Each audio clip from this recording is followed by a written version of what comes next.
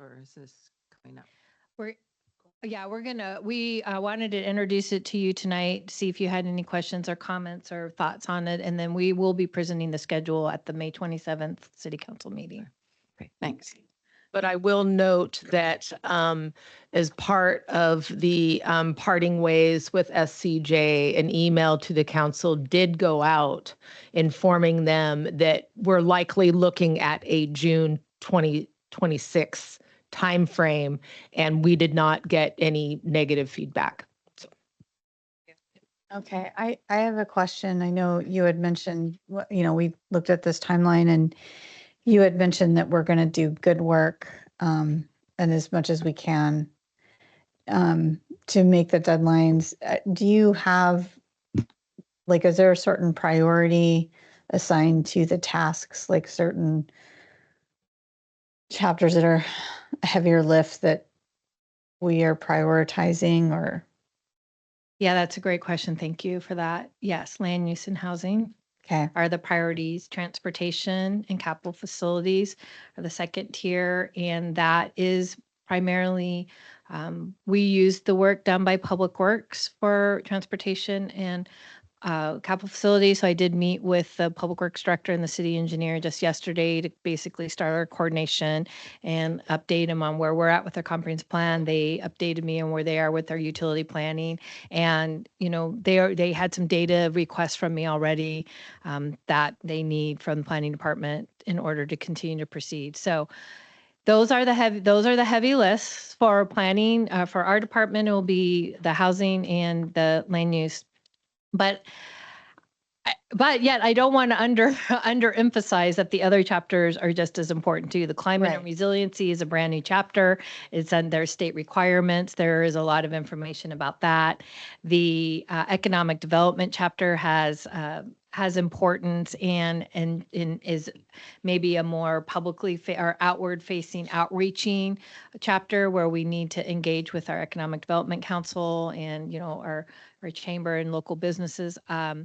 The natural environment chapter is actually really important as well, and make sure we're updating that to ensure we're in compliance with growth management and best available science. So one of the things that Jax has been doing is creating a critical area map for use for the planning department. It's the first map that will be ours. We use county mapping, which has good data, but this will be more SQUIM specific. So a lot of so again, it's like, yes, there's these priority chapters, but there's no one that we kind of check the box on. Like even with Parks and Rec, I thought, okay, this one, this is pretty new, recent plan. It should be good. And then when I went to the parks manager, she's like, well, actually the board was talking about updating these. I'm like, okay, we'll go update them then. So, so everyone's going to have some attention to it. Yeah, for sure. Okay, thank you. Yeah. Any other questions at all or concerns or anything, any clarification? Yes. So SCJ's out. There's virtually no professional member helping SQUIM go through this that started at the beginning with us. And that is a concern for me personally. Okay. Wait a minute. She is a professional. No, that started with the process. When we kicked this off, Okay. that entire team is gone. True. And we are behind schedule. And I know it's not our job to oversee, but it does present a concern for me. And I don't know, other than to express it, I guess I'm concerned that it may continue. And if it does, we won't hit the deadlines. And that makes me uncomfortable. Okay. And that's all. I'm just making the comment. I'm not asking for any feedback, but I think that may have been Commissioner Carter's concern as well. I can definitely see where that concern comes from. I know that bringing Carla on has really been, necessary, and we've talked in the agenda setting meetings and stuff, and so Eileen and I have had a chance to get to know a little bit about her, how she thinks, and I definitely had the same concern as you. I still have concern about the timeline, but I do feel better getting to know her a little bit. I don't know if that helps at all. Yeah, my Crit- comment wasn't about the Right, status today. right. It's kind of the overall process. Yeah. And the team looks like it's stable and in place, but accidents happen, illnesses occur, things, Right. the bridge closes. And Right. maybe people can't get here to do this job. Yeah. So I'm just expressing that. I'm about where Jeff was. Okay. That's what I'm saying. Okay. About where Jeff was when he had his concern. Okay. Yes. From what I've seen from the start, when we began this and SCJ did their presentation to where we are right now and what I've seen from the last couple meetings, I think what they have put together as far as Carla and the new people on board and then bringing in some technical people, having it all in-house, I think will go a lot faster than SCJ from what we saw, because we didn't see much movement other than a couple of meetings with them and then nothing. So I think we're getting a lot more concentrated attention to the plan with the approach they're taking now. And it was a concern 3 months ago, but I think they've got it on track. I understand that the bridge may close, but we also have Zoom and phones. So I think they have accounted for contingency, I hope. But, she could get hit by a bus tomorrow, God forbid. It could happen. And somebody will have to step up then. And if I may, Commission, we're very aware and sensitive to what I refer to as trust building, right? We truly are, and we are not taking that lightly. And so I appreciate your comment and verbalizing that. And if I could be so bold as to just ask you to trust us a little bit and see where we are. And because what I'm hoping tonight is that you have a great exercise with this. I had mentioned to Carla that you had driven around the city. What you just told me, and she was very excited to have those types of conversations with the commission, because it will be very informative into how she drafts and writes the various narratives associated with the comprehensive plan. And then the only other thing that I would say is that please feel free to come and talk to me. And, if you have these concerns, and this goes to all of you, right? If you have concerns about this, I talk to Julianne and Eileen quite a bit. They hear some things that, don't necessarily need to be on the public record. But in all sincerity, please do not hesitate to reach out to me, schedule a meeting. Carla and I can attend it together. You can have it with just me, whatever that looks like. But we are happy to have conversations with you individually and do what we can to build and repair that trust. Thank you. And, for my own part, I mean, I like the plan that you've put together. I think that it's going to be a lot of work to hit all these marks on this time frame. I think that we can, and I'm optimistic. But if I feel like we're falling behind or I start to get concerned, I definitely will vocalize it to you. Anything else? Okay.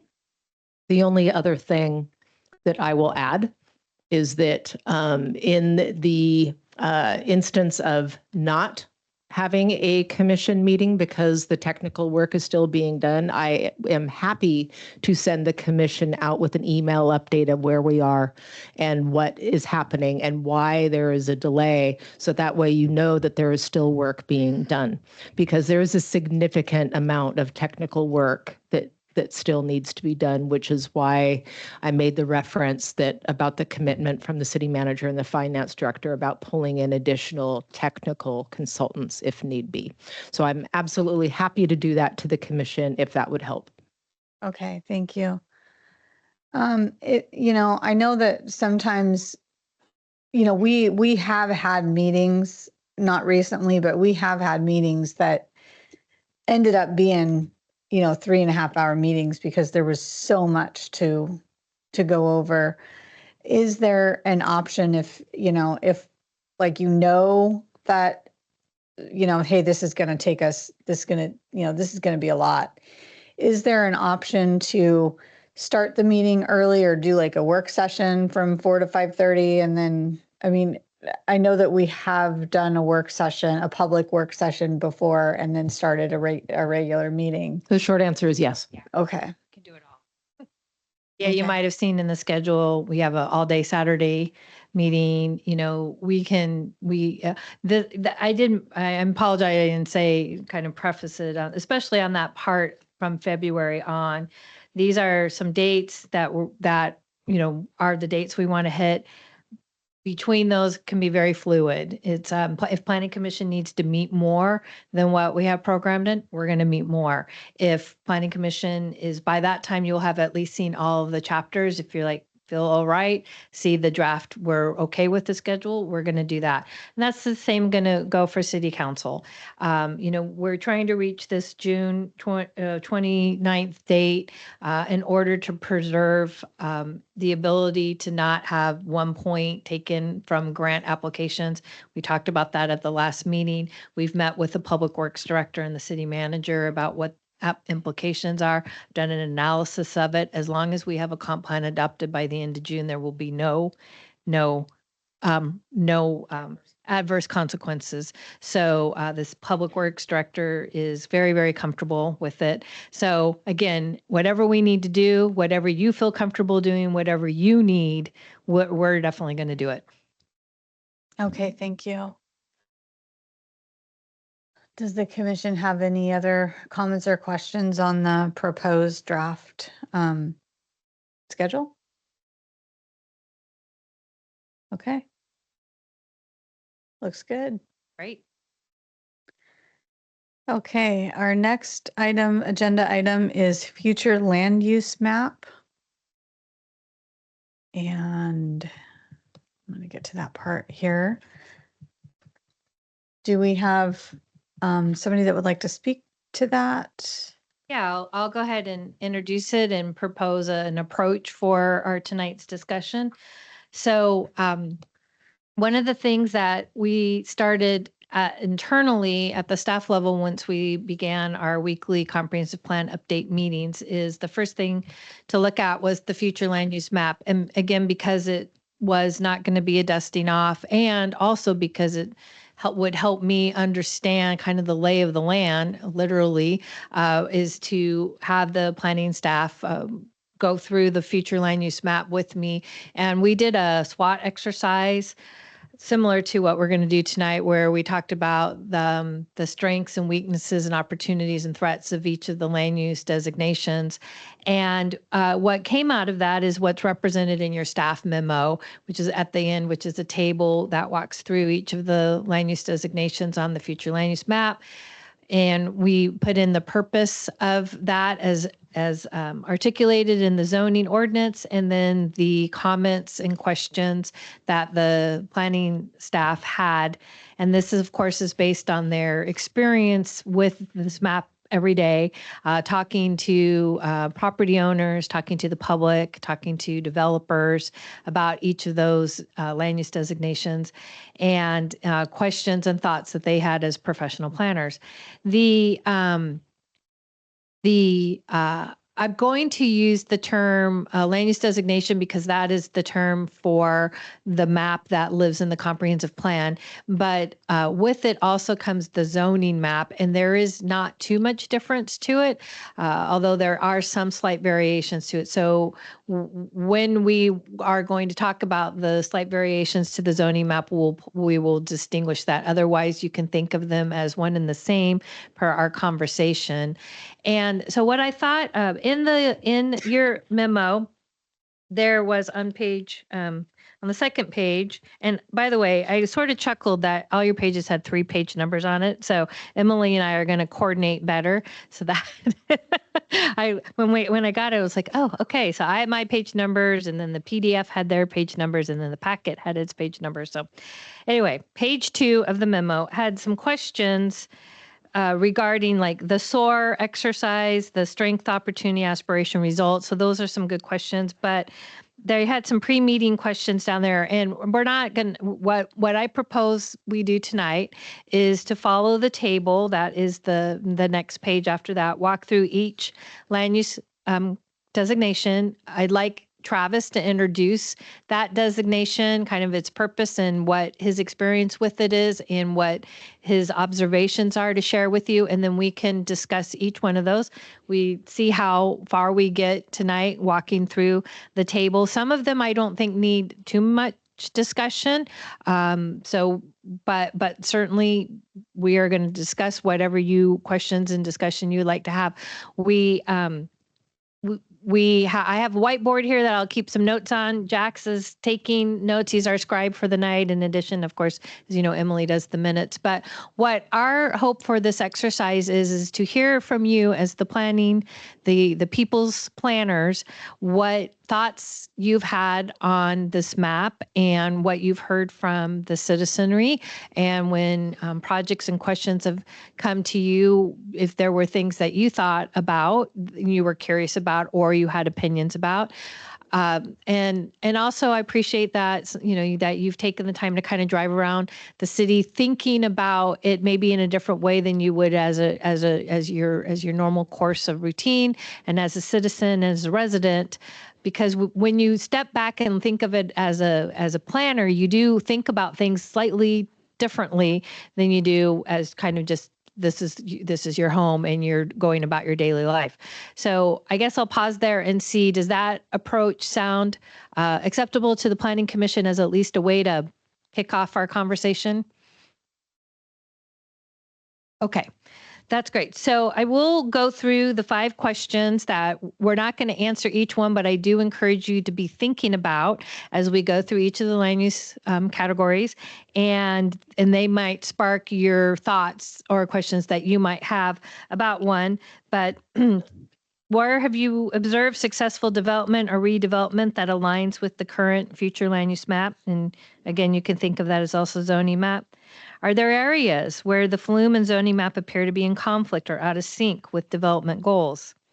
What areas of the city do you think are ready for new land use directions, such as higher density housing or different or expanded commercial activity?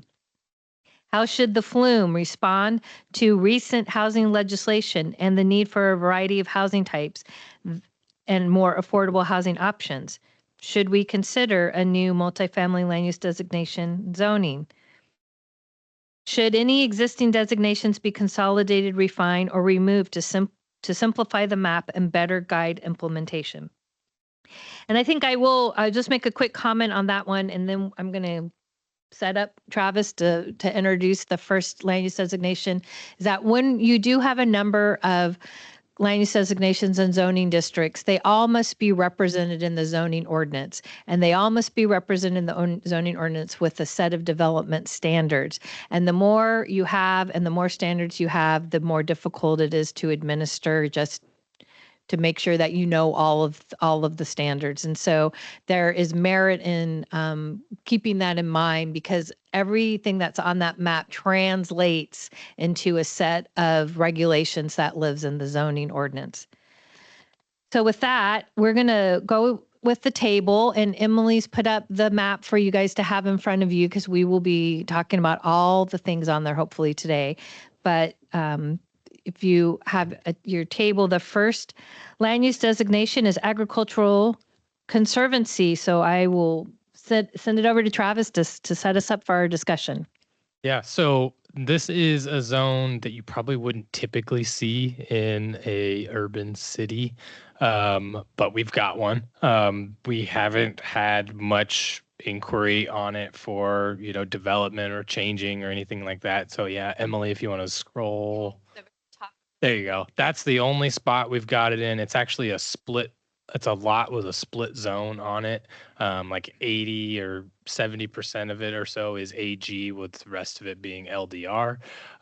So it's, in its practical sense, it's probably fine leaving it the way that it is. And then if there's a developer or property owner that at some point wants to change that, then we could look at it at that time. So for now, we haven't really put much thought into changing that one for now, because it is very specific and kind of unique.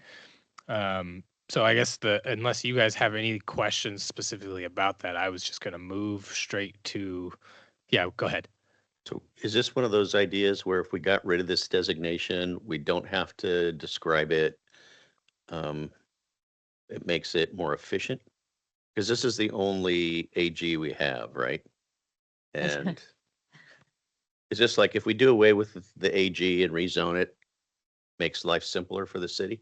Well, in its, I guess if we were to remove it, or to propose removing it, we have to go through the process, so there could be public opinion that wants to keep it. So we do have to consider what the public's, I guess, feedback on it would be.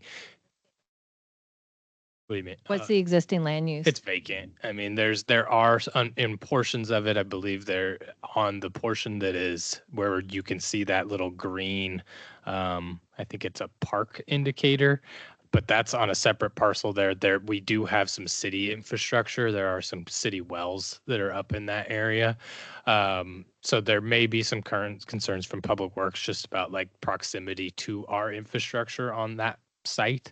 But those are, when we consider changes, that's where we are also have to consider what would be the public level of scrutiny or public feedback that we would get on it. So as it's not been one that we've had a lot of clamoring for developing or changing, it hasn't been one that we've really labeled as a priority for changing, at least not at this time. But if you guys are interested, we could do a little bit more due diligence on that and come back with more on it. So Okay, we'll think about that. Okay.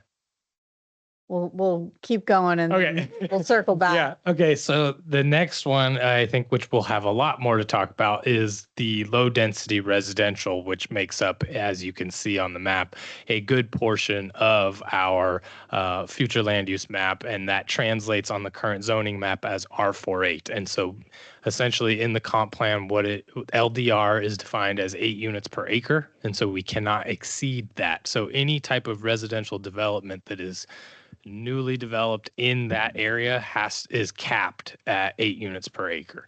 And so knowing that and knowing the restrictions that has, that's where the conversations come up of, do we want to consider certain portions of the LDR or certain areas of the LDR in the city to talk about multifamily, having maybe a higher medium density residential, because that is something that even with our new allowance for multiplexes, we still are restricted and confined by the density requirements. So even though that we've allowed attached residential, they're still restricted by that 4 to 8 units per acre. So there's not as much of an incentive for those developers. And we've been hearing it's like, well, if we can't actually maximize the density more, then what is really the point?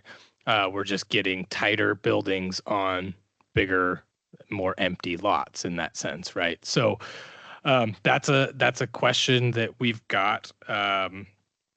So even like for things like cottage developments, you can do it through a planned residential development or a PRD currently, but it doesn't really get you I think it gets you to about 10 or 11 through having lots that are about 3,000 square feet. In terms of density, you can go up a little bit, but even still, it's not.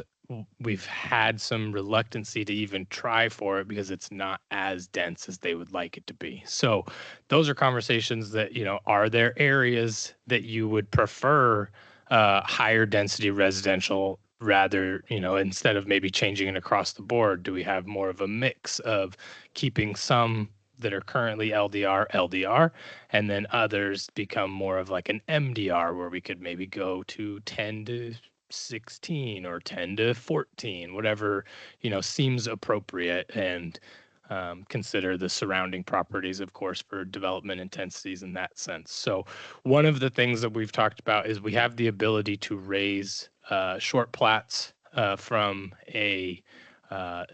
currently in code, it is 4 lots or fewer for a short plat, but we have the ability to take that up to 9. And so if we went up to 9 and allowed short plats up to 9, would it make sense for even the LDR that we keep as LDR to then be at least 9 units per acre? So even just a small change like that could provide some additional density. So there's lots of options that we can talk about, but I guess this is your opportunity to share your thoughts, because I mean, I have a few, but I think I've kind of shared them. But yeah, I would love to hear your guys' feedback. What do you see as the future for LDR or its successor? Okay. Does anybody on the commission have any thoughts on that? Yes, Dennis. They're not processed thoughts. They're just whatever. There's a lot of land in LDR, I was thinking the same. and at a density of 8 dwelling units per acre, that's going to fall short of our affordability goals that we're going to be looking at if we don't do anything. But what zone has the highest residential density possible? Not classification, but zone. So the only one that has a density requirement is the LDR. So like the LD has, and I guess the LD and the CMU have an allowance for multifamily. And I guess without considering what would be needed for roads and things like that, there's no density requirement, but there's a cap on like obviously the size of the development or the structures that will be built, which inherently impacts density. But that would be kind of up for the developer to figure out and provide through plans. But there's the only zone that explicitly states what the density cap is the LDR. Interesting. Okay. I have to think a little bit more about that one. Thank you. Yes, Eileen. So if we raised and allowed more development on acres, or raise the density, would that be attractive to developers or go too overwhelming for developers? Or I think the feedback we've gotten is that, I mean, even with the most recent developments that we've approved, so the one along Bell Creek, the rain shadow development that was 30 or so, they are going basically as small as possible on their lots already. So they're running right up against the 5,400 square feet for the minimum lot size. So I think if we lowered that, they would absolutely follow suit. So I don't think it would be a problem for them.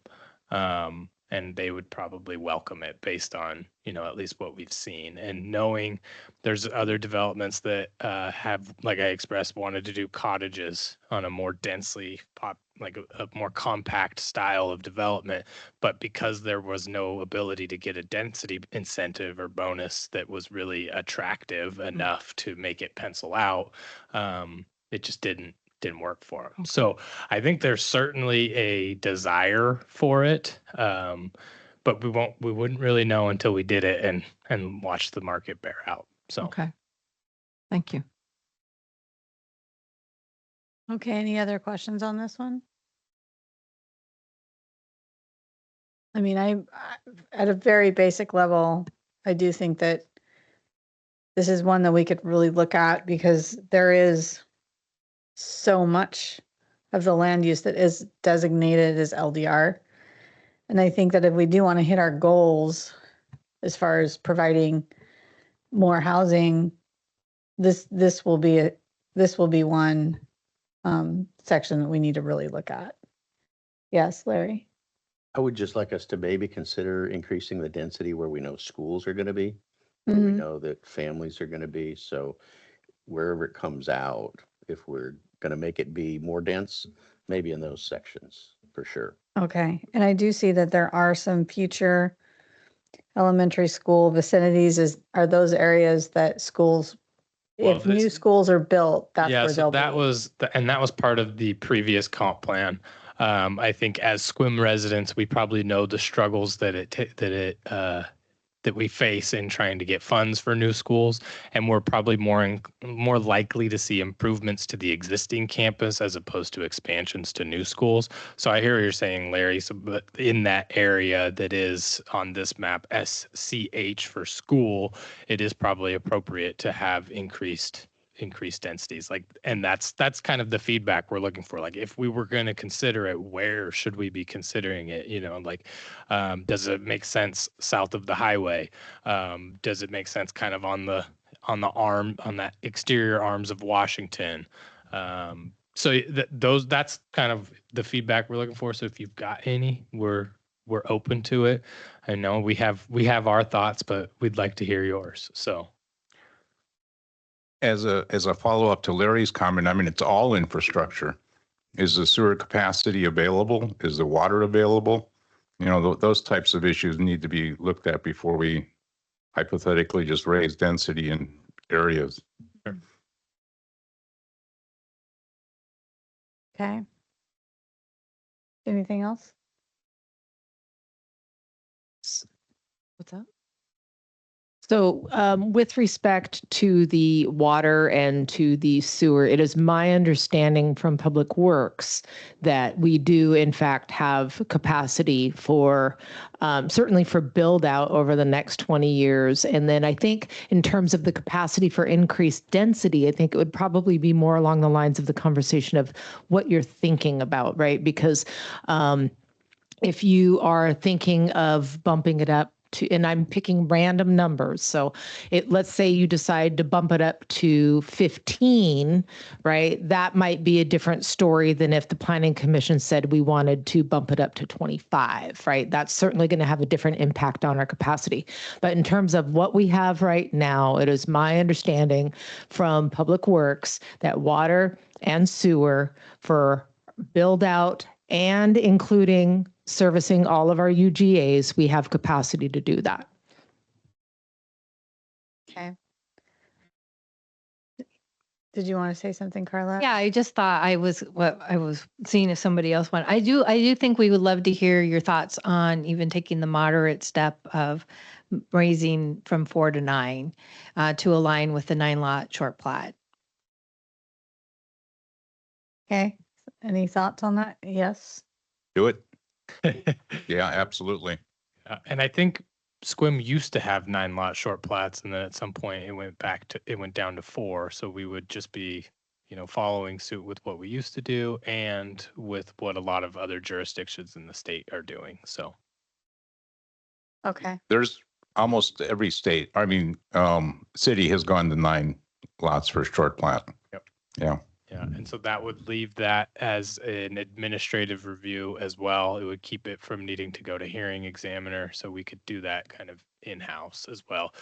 There'd still be the requirement unless we raised that threshold as well, but I think that takes another step for if we wanted to exempt it from SEPA, because currently SEPA would require, it's still 4 units. If we go over 4 units, it's got to go through SEPA review.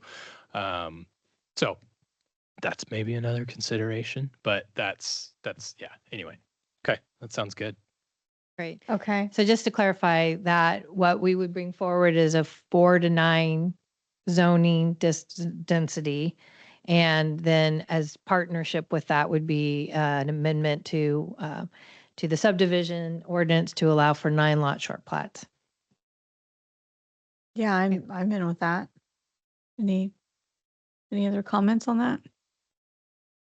No. How, Because I already wrote the draft, so. Yeah. okay. So, so we have an overlay with a maximum of 18 feet. Yes, thank you for bringing that up. Is, I mean, is that, are you finding that to be restrictive? Yeah, so a lot of that is already built out. So in the grand scheme of things, there's not a lot, and the LCA will probably give us more proof, right, of this, or at least more evidence that supports it, or data, however you want to phrase it. But most of that zone is kind of built out and kind of what we would almost consider like our historic downtown residential zones, right? They're the single family, single story homes that are very close proximity to our downtown. Like I said, most of them are pretty much built out. There's not a lot of there would essentially be infill left in those areas. So while we could propose removing that, it would we run into the issue of, then you got 2-story buildings right there next to all these single stories. So it's definitely a thought, and we've talked about it and considered it also, but just kind of also keep that in mind that would it fit with its surrounding buildings? So, yeah. That map doesn't, so the overlay, I guess it's not on that one. I don't, but it's the hatched area there. And so one thing to think about is the 18 feet pretty much keeps everything at 1 story or 1.5 story. So if there might be opportunities for investment into existing homes where they want to add a second story, or perhaps, I mean, I'm just speculating here, if with the new ADU provisions, they could look at monitoring, modifying floor plans, and then by adding a second story, they could add an ADU maybe on the first story. I don't know. So Travis, have you had experience with people like wanting to go to 2 stories in that area and just not being able to? Or it'd be in those infill instances, but there's been it's few and far between. Like, I can't recall the last person that I spoke to that was trying to do that. It was more for like accessory structures, right? So they wanted to build like a shop or a garage on the property with their house, and they weren't able to build it bigger than their house or taller than their house, and that was a problem. So not in the sense of new units necessarily, but with the ADUs and with the opportunity for unit lot subdivisions, which we have to consider, which is also going to be a new development standard. There is the perspective for more new growth in those areas in the very near future. So if it's something we want to take a look at and consider. Do you know what the history of that 18-foot overlay is? I want to say it's for view sheds, and because of, like I said, because of its historic proximity to downtown. I know I say that word and Christina gives me a look, right? But it's, where it is, what its proximity to downtown is, because most of it is already built out. I have to assume that it was put there so that new homes that are moving in don't come in and stick out like a sore thumb. Part of it was the great big remodel, the people purchasing lots and then tearing down the old houses, the typical thing. And that back in, 10 years ago, they didn't want that happening because that was kind of a nationwide trend. So they put that in there also. Thank you. How do you feel about it today then? Because I was going to say, I've had that same exact experience in kind of traditional downtown residential, but it's unwound itself that people actually prefer to have, as much as they might not want their neighbors to do things that they don't want, they still want to have the flexibility to do what they want on their property. So it has any restrictions that happen kind of have unwound itself. So how do you feel about that, the 18-foot height limit right now? And it doesn't have to go to 35 feet or 30, like, even going to 25 feet would allow for a full second story. And then it would be consistent with the rest of the LDR R48 zones that exist currently everywhere else. So It's 25 feet, the height. Okay. Yeah, I mean, I can understand that it works right now, but we're trying to put something together that is going to move us through, for years to come. And if we want to increase, housing, a second story, I mean, especially with multi-generational, housing, really becoming a thing that is very common in Europe, but it's not so much here. But in 10 years, there's going to be more multi-generational housing. So I say at least 25 feet allows for a full second story. I don't think that's unreasonable. Most, it's not uncommon to see a 2-story house. That's my opinion. Anybody else? Anybody else? Yeah. Okay. Yeah. It would be standard across. So the overlay on the zoning map would be taken off and the height limit would be consistent throughout all of LDR. Okay. Okay. So what we're seeing consensus on removing the 18-foot height limit on the zoning map in the zoning code. LDR. Okay, fantastic. Thank you. Mm-hmm. Anything else on the LDR before we move on? Nope. Well, not for me. Anybody else? Okay. We will come back to We find will out. come back to Yeah, it, yeah. to find out where you want potentially more higher density zones if we want to include them. Okay, so the next one is our community mixed use zone, which is the purple on the map there. It used to just be the CB, which was community business, but with the multiplex addition to the LDR, it also provided multifamily in the what was previously CB, which is now the CMU. What this has now allowed for is essentially apartments in the community business, or what was formerly the community business zone. So now we have community retail uses, I believe transient lodging uses still allowed, as well as an allowance for multifamily in the form of apartments. We've had one application for an apartment in that zone since its adoption, which is, I think that's a positive to see that there has at least been a desire to do it. We've had at least some more inquiries about some of the vacant properties that are in that zone for that potential type of use also. While it hasn't necessarily bore out yet, it's at least encouraging to be having those conversations because it is still relatively new, that change. Even if it's just been within the last couple of years, it's good to know that people are interested. So what we've got for a question on the table was, do we want to, there's no barriers noted, but do we want to consider expanding it between like 5th and 7th Streets to support more of a walkability? So as you can see, that would be on the west side of the map there, kind of just south of, let's say, Safeway. There's a lot of larger either apartment buildings that currently exist. There's a nursing, or I think it's the rehab center. So there are already some large structures in that area.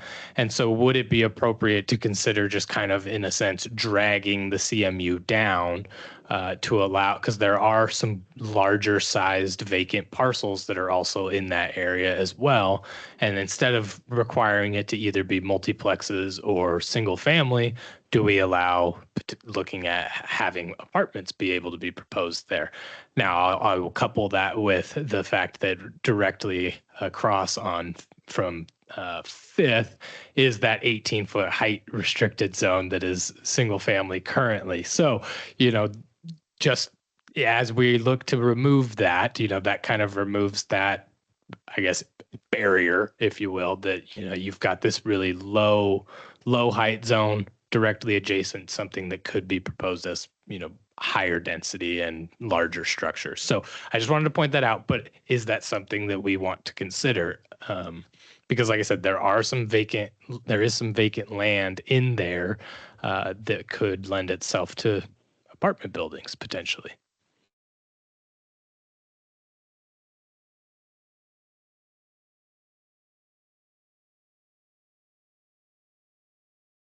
Or do you kind of know? Do we have a pointer? That might be easier than. Yeah, not the best. Yeah, a pointer for the screen.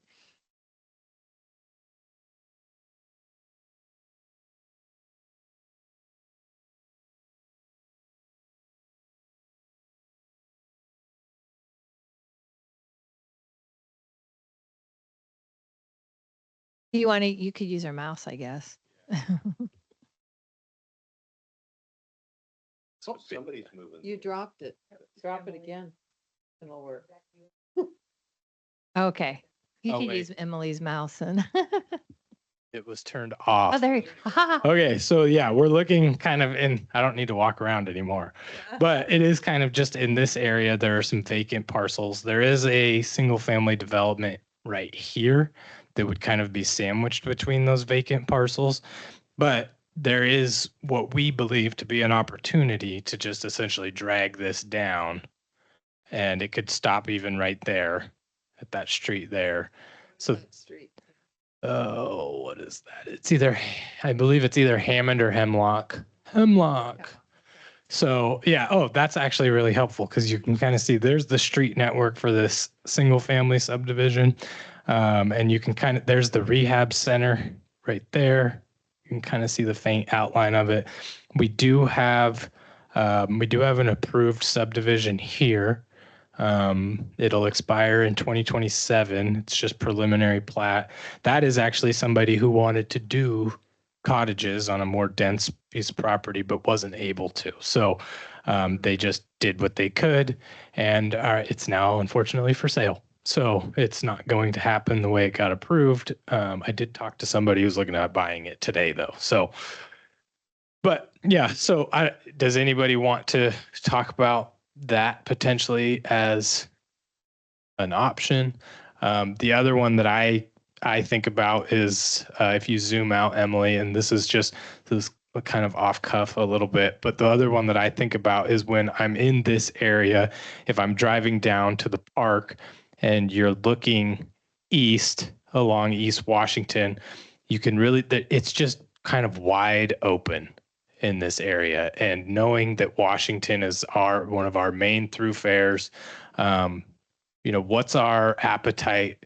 And we'll get to the HTLI later, but what's our appetite for even potentially expanding it along the Washington corridor as well? So those are the two that I see as possibilities, but open to hear your thoughts.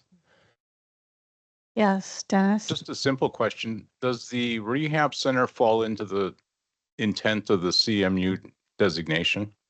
I'd have to take a look at like if we would consider that more transient, because I don't believe it's permanent stays. It's more they're there, and I think then they leave. They may be there for a few days or so. So could we consider that transient in order to keep it from being non-conforming?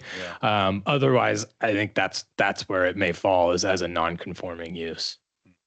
Okay. And I know that there's actually a Serenity House kind of apartment building in that area as well. And they've reached out actually to try and expand, but because of the R48 restriction, they actually exceed it already. And so they can't even really improve it, or they can kind of repair in place and maintain as it is without being able to improve or expand the services that they provide. So there is that as well. Okay. Larry? I think more multifamily is consistent with what we heard from the community. It's consistent with what we have to do. I like the areas you picked out, even the one that you're going to talk about later. Mhm. So I'm a big proponent of expanding our opportunity Okay. to do multifamily. Yeah, Eileen? And I totally agree. And I think the areas that you pointed out are, good accessibility to downtown, and it would just be a good opportunity for developers and for us, I think.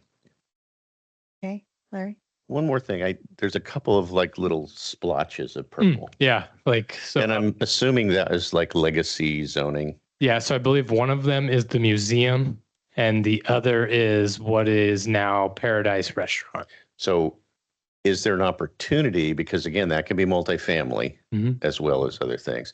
Is there opportunity, because I think that's Squim Avenue and it is around the school. Mhm.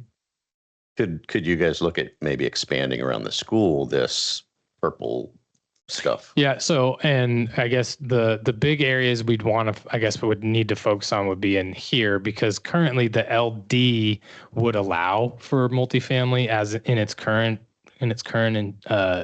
form, and we are seeing, as I'm sure you've seen, the eightplex building that's going up on Hendrickson. There's there's 2 5 units of similar design that are going in at what is known as the Thompson PUD, that's accessed off of Fifth, that's also in the LD zone. So and we'll get to the LD as well, but though that it is allowing for that right now. So I think you're exactly right. I think there is an opportunity potentially to expand even this to be either whether we expand it as lifestyle, or the downtown, but leaving it as LDR sandwiched between all of these higher densities maybe doesn't make as much sense. So.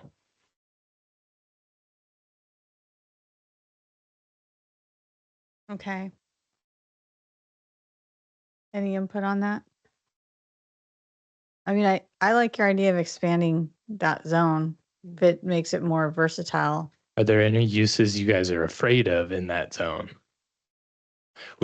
And I only ask that because historically there are things like storage units. Mini storage is one that in current standards could be interpreted to be allowed in the zone in its today's form.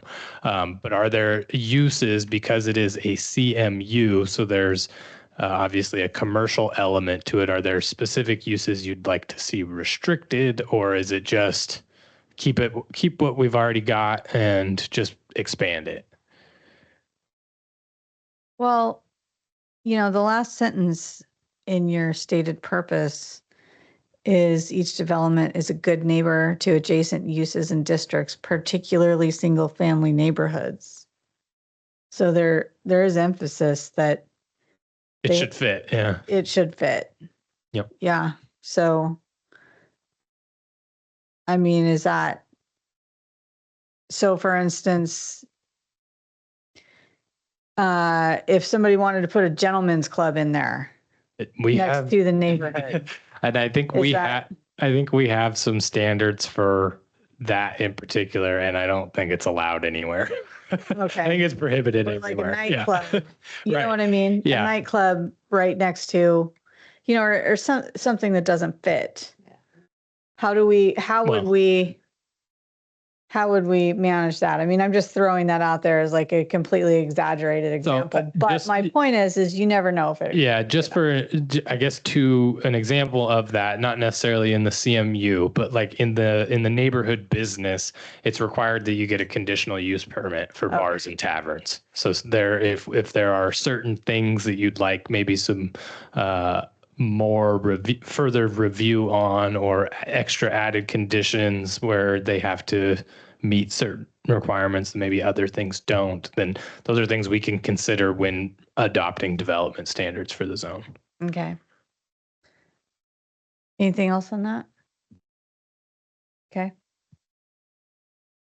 Again, just to clarify, or just a confirmation, consensus on expanding the CMU in the areas that Travis pointed out. Yeah, and potentially more. And potentially more. If we need to, but we have to do something if we're going to make what the public is asking for in the comprehensive plan. If we are honoring their wishes, we've got to loosen up our belts a little bit on some of this stuff. Okay. All Great, right. thank you. Yes, thank you very much. All right, so we will move to now the red area, which is comprised of 3 zones. It is our downtown core DMU, which is downtown mixed use 1 and downtown mixed use 2. The essential premise of them is that all uses are allowed except for those that we have explicitly prohibited. So there's a list of uses in, I believe it's 1857, that it does go into prohibit. One of of them being, I believe, adult gentlemen's clubs. But the what we've identified is, there's probably not a lot that we would want to change in these zones. It's our, these are our walkable retail. It's our restaurants. It's the core of kind of what makes Squim. And so we've talked about a number of things in past meetings, height limits. I think one of Carla's very first meetings was talking about height, and it was a surprise to learn that there's already height limits that far exceed the buildings that are present there today. So there's maybe not even a need to go up on the height limits as we had heard from the public, because there's already the allowance for it. It's just there's, in order to do it would take a lot more to tear down the buildings that exist and build them back up. And adding on to them may not be as cost effective as one would think. So the height limits don't seem to be an issue. At least it didn't seem to be an issue the last time we talked about it. Some feedback we got from the community was issues around parking. We've heard both that there's not enough parking and that there's too much parking. So it just kind of depends on who you talk to. But in terms of new development, would parking requirements be an issue? I know that there's lots of state conversations about doing away with parking requirements, and what would that mean for Squim? And so those are just things that we want to consider, because parking is important in a walkable, downtown friendly area where most of the people coming have to drive to it, right? So in that sense, we can't do away with it entirely, but is it something we want to talk about? And then additionally, there's not a whole lot that's actually what would be considered vacant, except for like this area right where the DD is, which comes off of Center Parkway, which is the area you guys probably all know that Security Services owns. That's where they do their Unity of Effort event. So, and they own a good portion of that. So I don't know if they have any future desire to develop, or at least not any in the immediate future. So with that being really the only major vacant area, we have not really proposed or talked much about changes to it other than a consolidation of DMU1 and DMU2, because it appears that the only difference is that I believe it's DMU2 allows for outdoor storage, and that's it. That is the single difference between those two zones. And so it's like, if that's the only difference, we could just very easily smash those two together and just have it be one zone. So, and then but that bears the question, do you want outdoor storage to remain a use in the downtown districts, or is that something you just get rid of when we consolidate those two? And it would make Thomas Lumber non-conforming. So there is that. That seems to be the only property that is utilizing that designate or that land use. And I have to assume that it was probably done that way to keep them from being non-conforming. I can't confirm that, but just based on the build out and everything, it just appears that that's maybe the case. So. Oh, yeah, go ahead, Dennis. Once upon a time, there was a talk about a sub-area plan. Was that ever developed and adopted, and is that in use, and how does that play into the downtown district? That's a good question, and I don't think it's on here, but I think Carla has proposed that. I noted it in the table because I don't know the answer to that. I've asked that question, so. Yeah, we, for whatever it's worth, Leland, one of the folks we talked to from Leland Consulting, says that he worked on the original or the downtown plan from back in about 2010 or whenever it was. So if we bring them on, he's got some history of it. But yeah, there is and I've seen the downtown plan, and the way that it got put into the code seems to just be this 1857 downtown districts. We've got development standards, design standards that are different in that area. But it is more of kind of an aesthetics thing than anything else. Wider sidewalks, to go with the walkability. So there is a downtown standard that applies to all of the DD zones.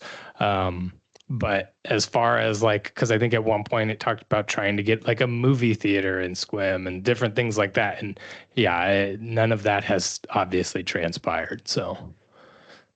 I do think that, I mean, it would be important to know if you as the planning commissioners felt that there should be an update to the sub-area plan.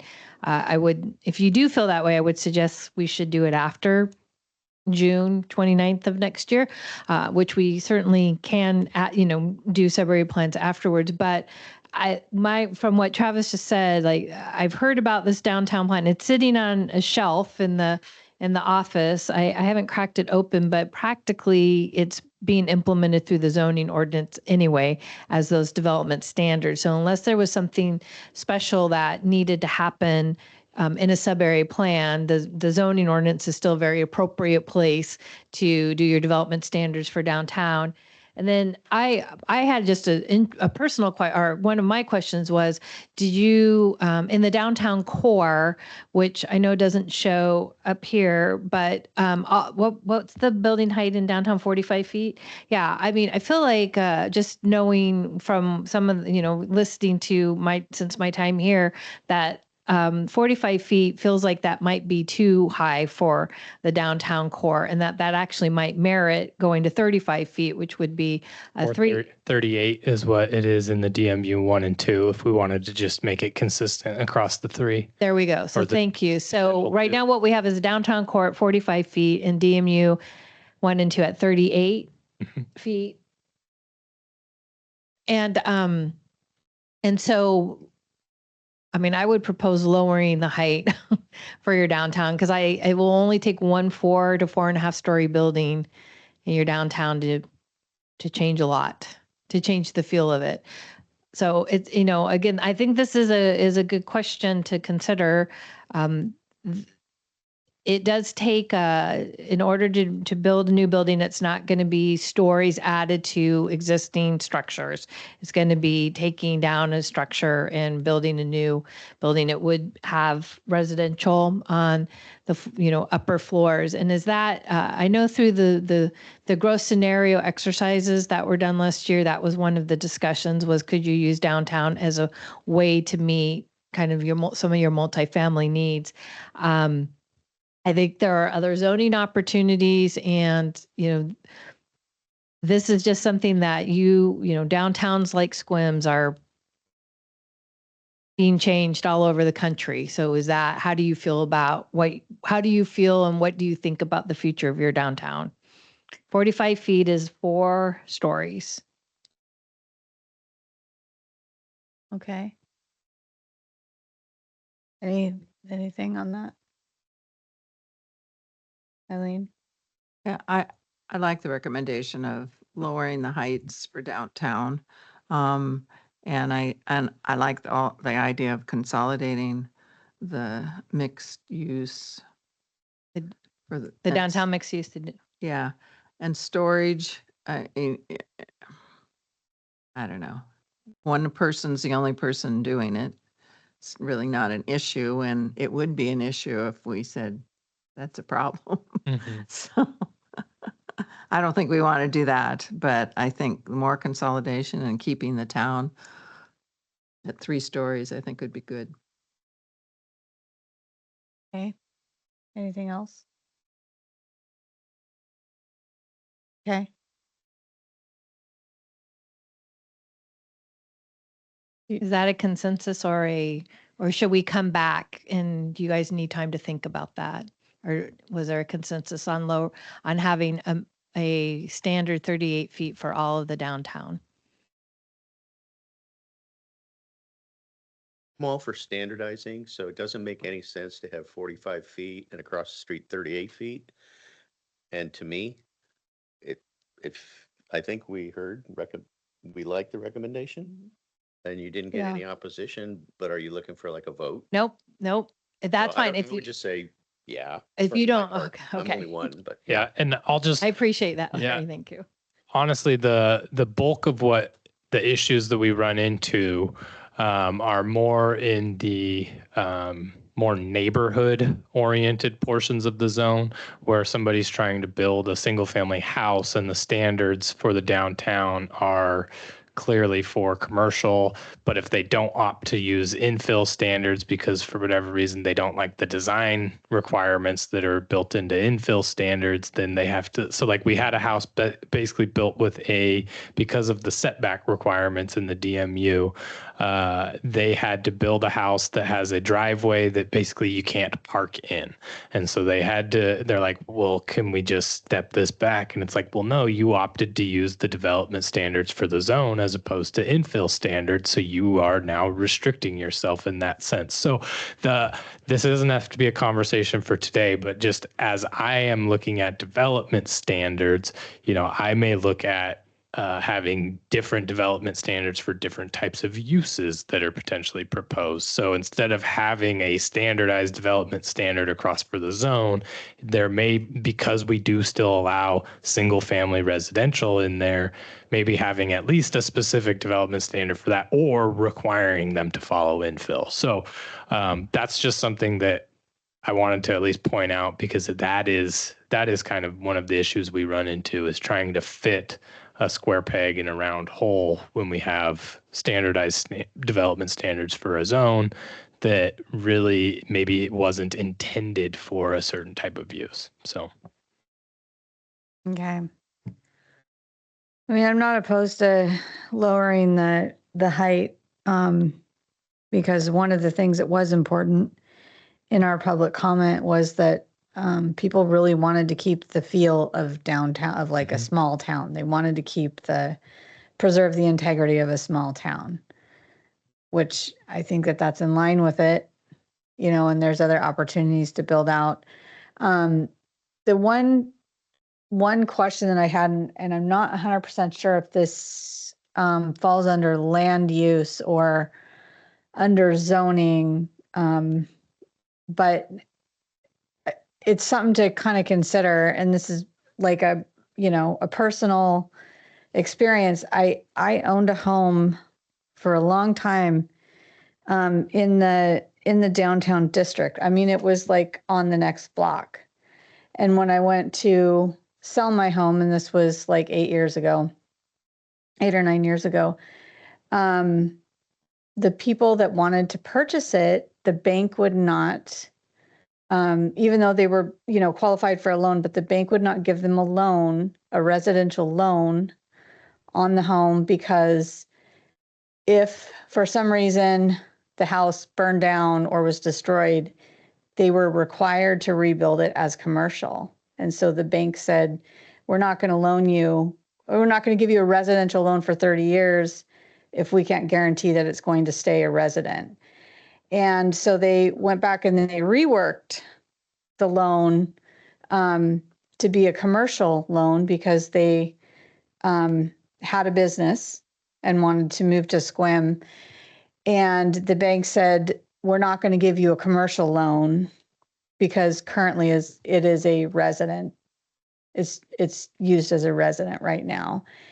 And so they were not able to purchase. And I had to get a cash buyer. So is that, I mean, I'm concerned because I know that there are a lot of homes in this area. Yeah. And there's people that would want to keep that home. And then, or for instance, if they say, hey, I want to use this for a business, and then they go to sell.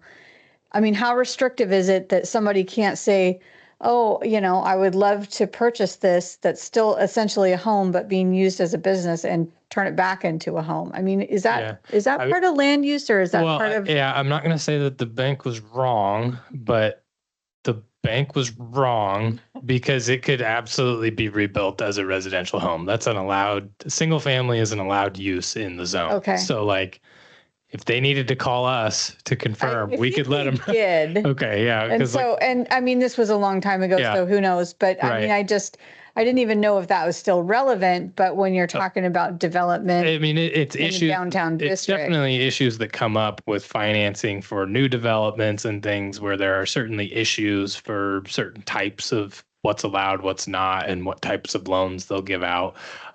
Granted, we are not necessarily involved in that as other than Right. what's allowed. But yeah, I would suggest the bank calls us next time. I think they did. And Okay. again, I mean, this was before you were sure. here and you know what I mean? And it was before I was involved in any kind of city government. Yeah. And so I just didn't, I guess I'm just bringing that up because, you know, if we did have things in place that were restrictive like that, you know, that doesn't really lend the hand to development. Right. You No, know, I either. totally agree. So, okay, so that's irrelevant. Yeah, but I would move hope on. that wouldn't be a problem, but you know, if it is, I would for the record suggest anybody reach out to the city because we would be happy to provide a zoning verification letter or whatever it might be that could be the official document that hopefully helps them in Right. time of need. Okay. So Emily loves those. I'm sure she did. Okay, anything else on the downtown districts before we move on? All right, the next one is regional commercial. So Emily, if you want to zoom out and go over to Costco's area, neck of the woods.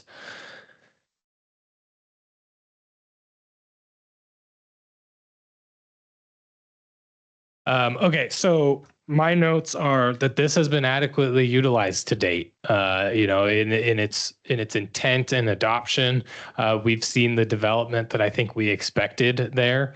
There are some vacant properties that still exist, and so really the question that I have is, do we want to consider like high density residential as a potential use in the zone? I mean, we've got the vintage that's there that would essentially be that today.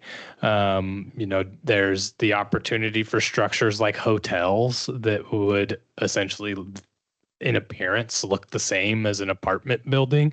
You know, its proximity to Washington and those types of uses, Walmart, you know, it's just something that the zone is pretty solid the way that it is, and the uses that are there and that are established aren't probably going anywhere anytime soon.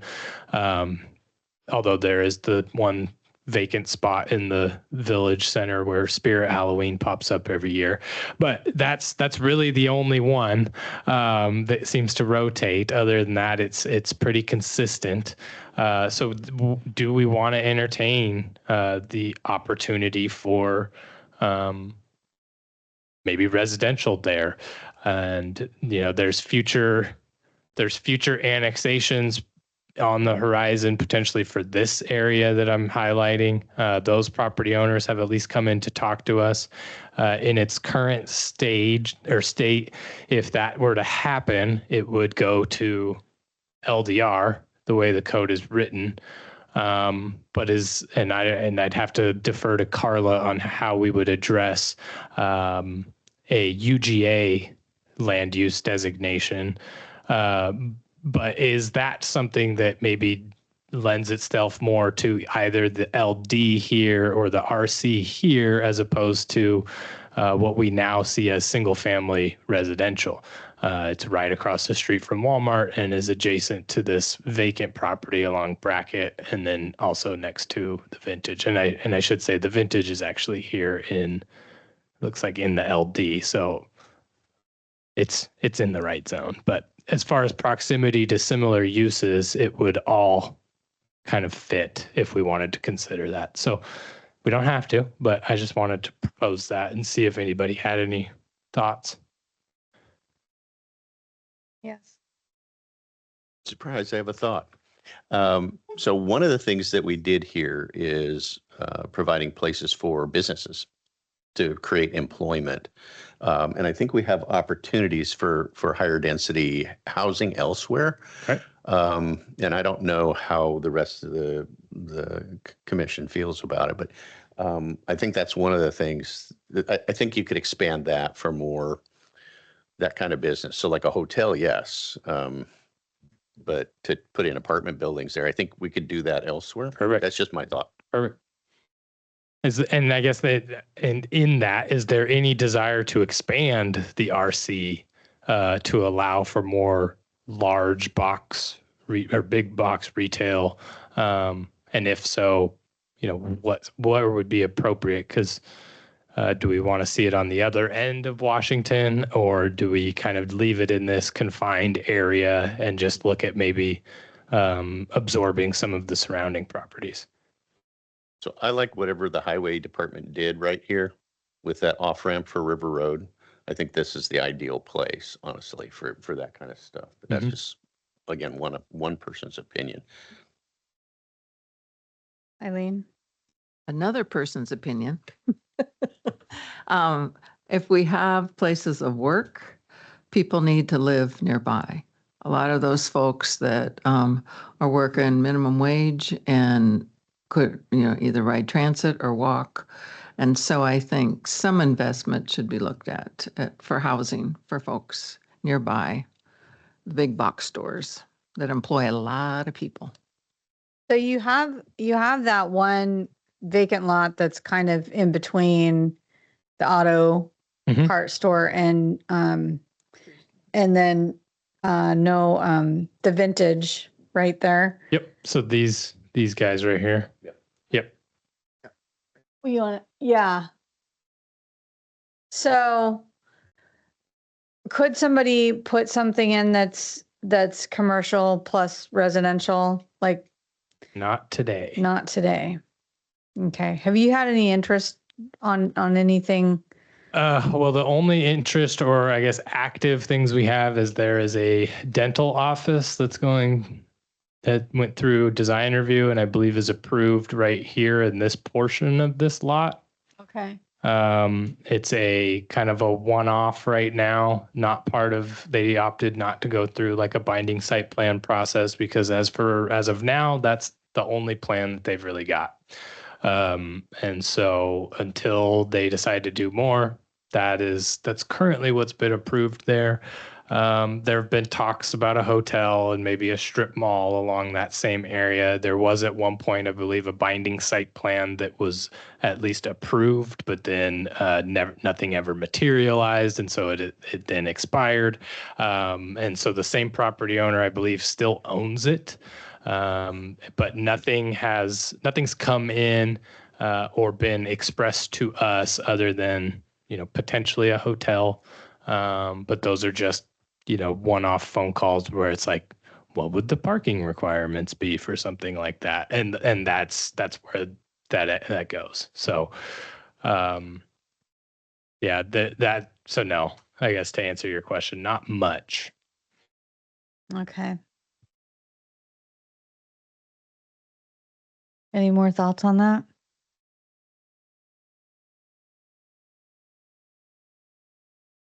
What about expanding it out towards the area on the other side of town? Where the other interchange may someday exist. Right.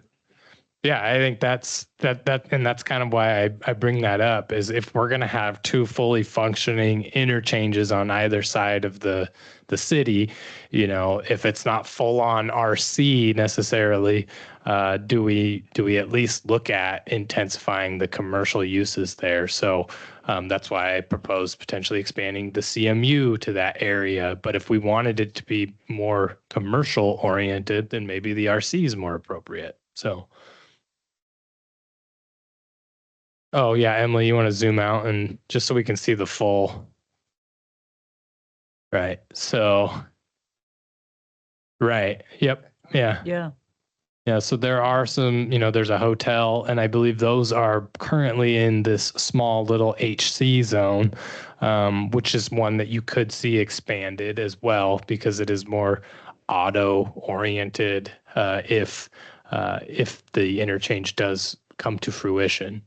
But if we wanted it to be more intense, maybe than HC, because we'll talk about HC as well, then yeah, I think those are absolutely considerations and conversations we need to have because if we miss the opportunity or leave it the way that it currently is, you're going to have a bunch of essentially low density residential developments right on the interchange, which doesn't make a whole lot of good sense. Okay. And I believe, Christina, you can correct me if I'm wrong, we are hoping that that happens in the next 5 years. I don't think there's anything set in stone or written down anywhere, but an interchange plan. Yeah, I know. I'm not putting you on the spot. But it would be before the next comp plan update would be my assumption. So I actually have heard some very sad news. Yeah, I know. Way to jinx it, Travis. That the work that our city lobbyist and our past public works director, David Garlington, had conducted a significant amount of work and lobbying to try to get something going. Part of for the Simdars, the other leg of the Simdars interchange, and one of the issues was a bypass road.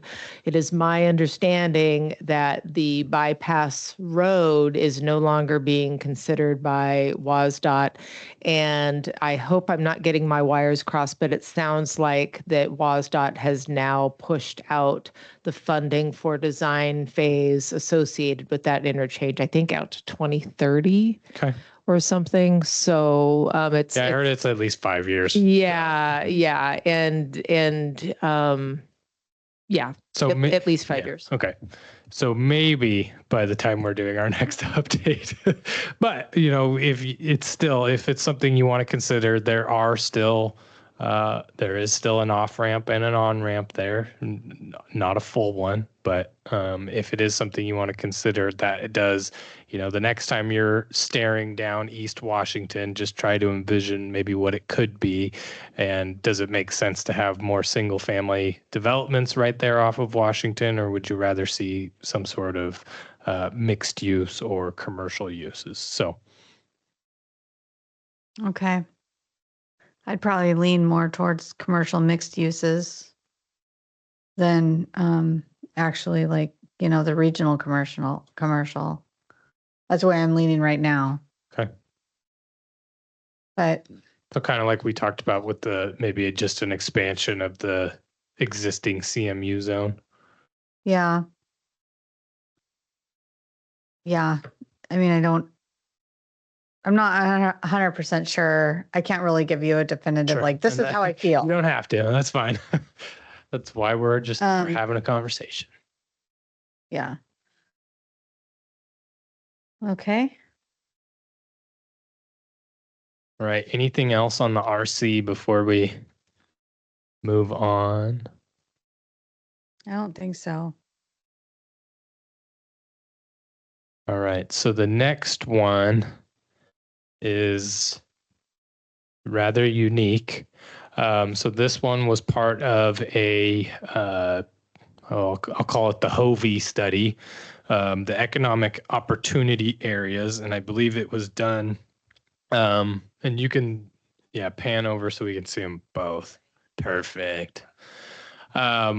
So there was, I believe, a market study done for these properties when these zones were established, and happy to share that, at least for this one. I know for sure there was one done on this one. But the uses here are certainly mixed. We've had some issues with the Bell Creek one.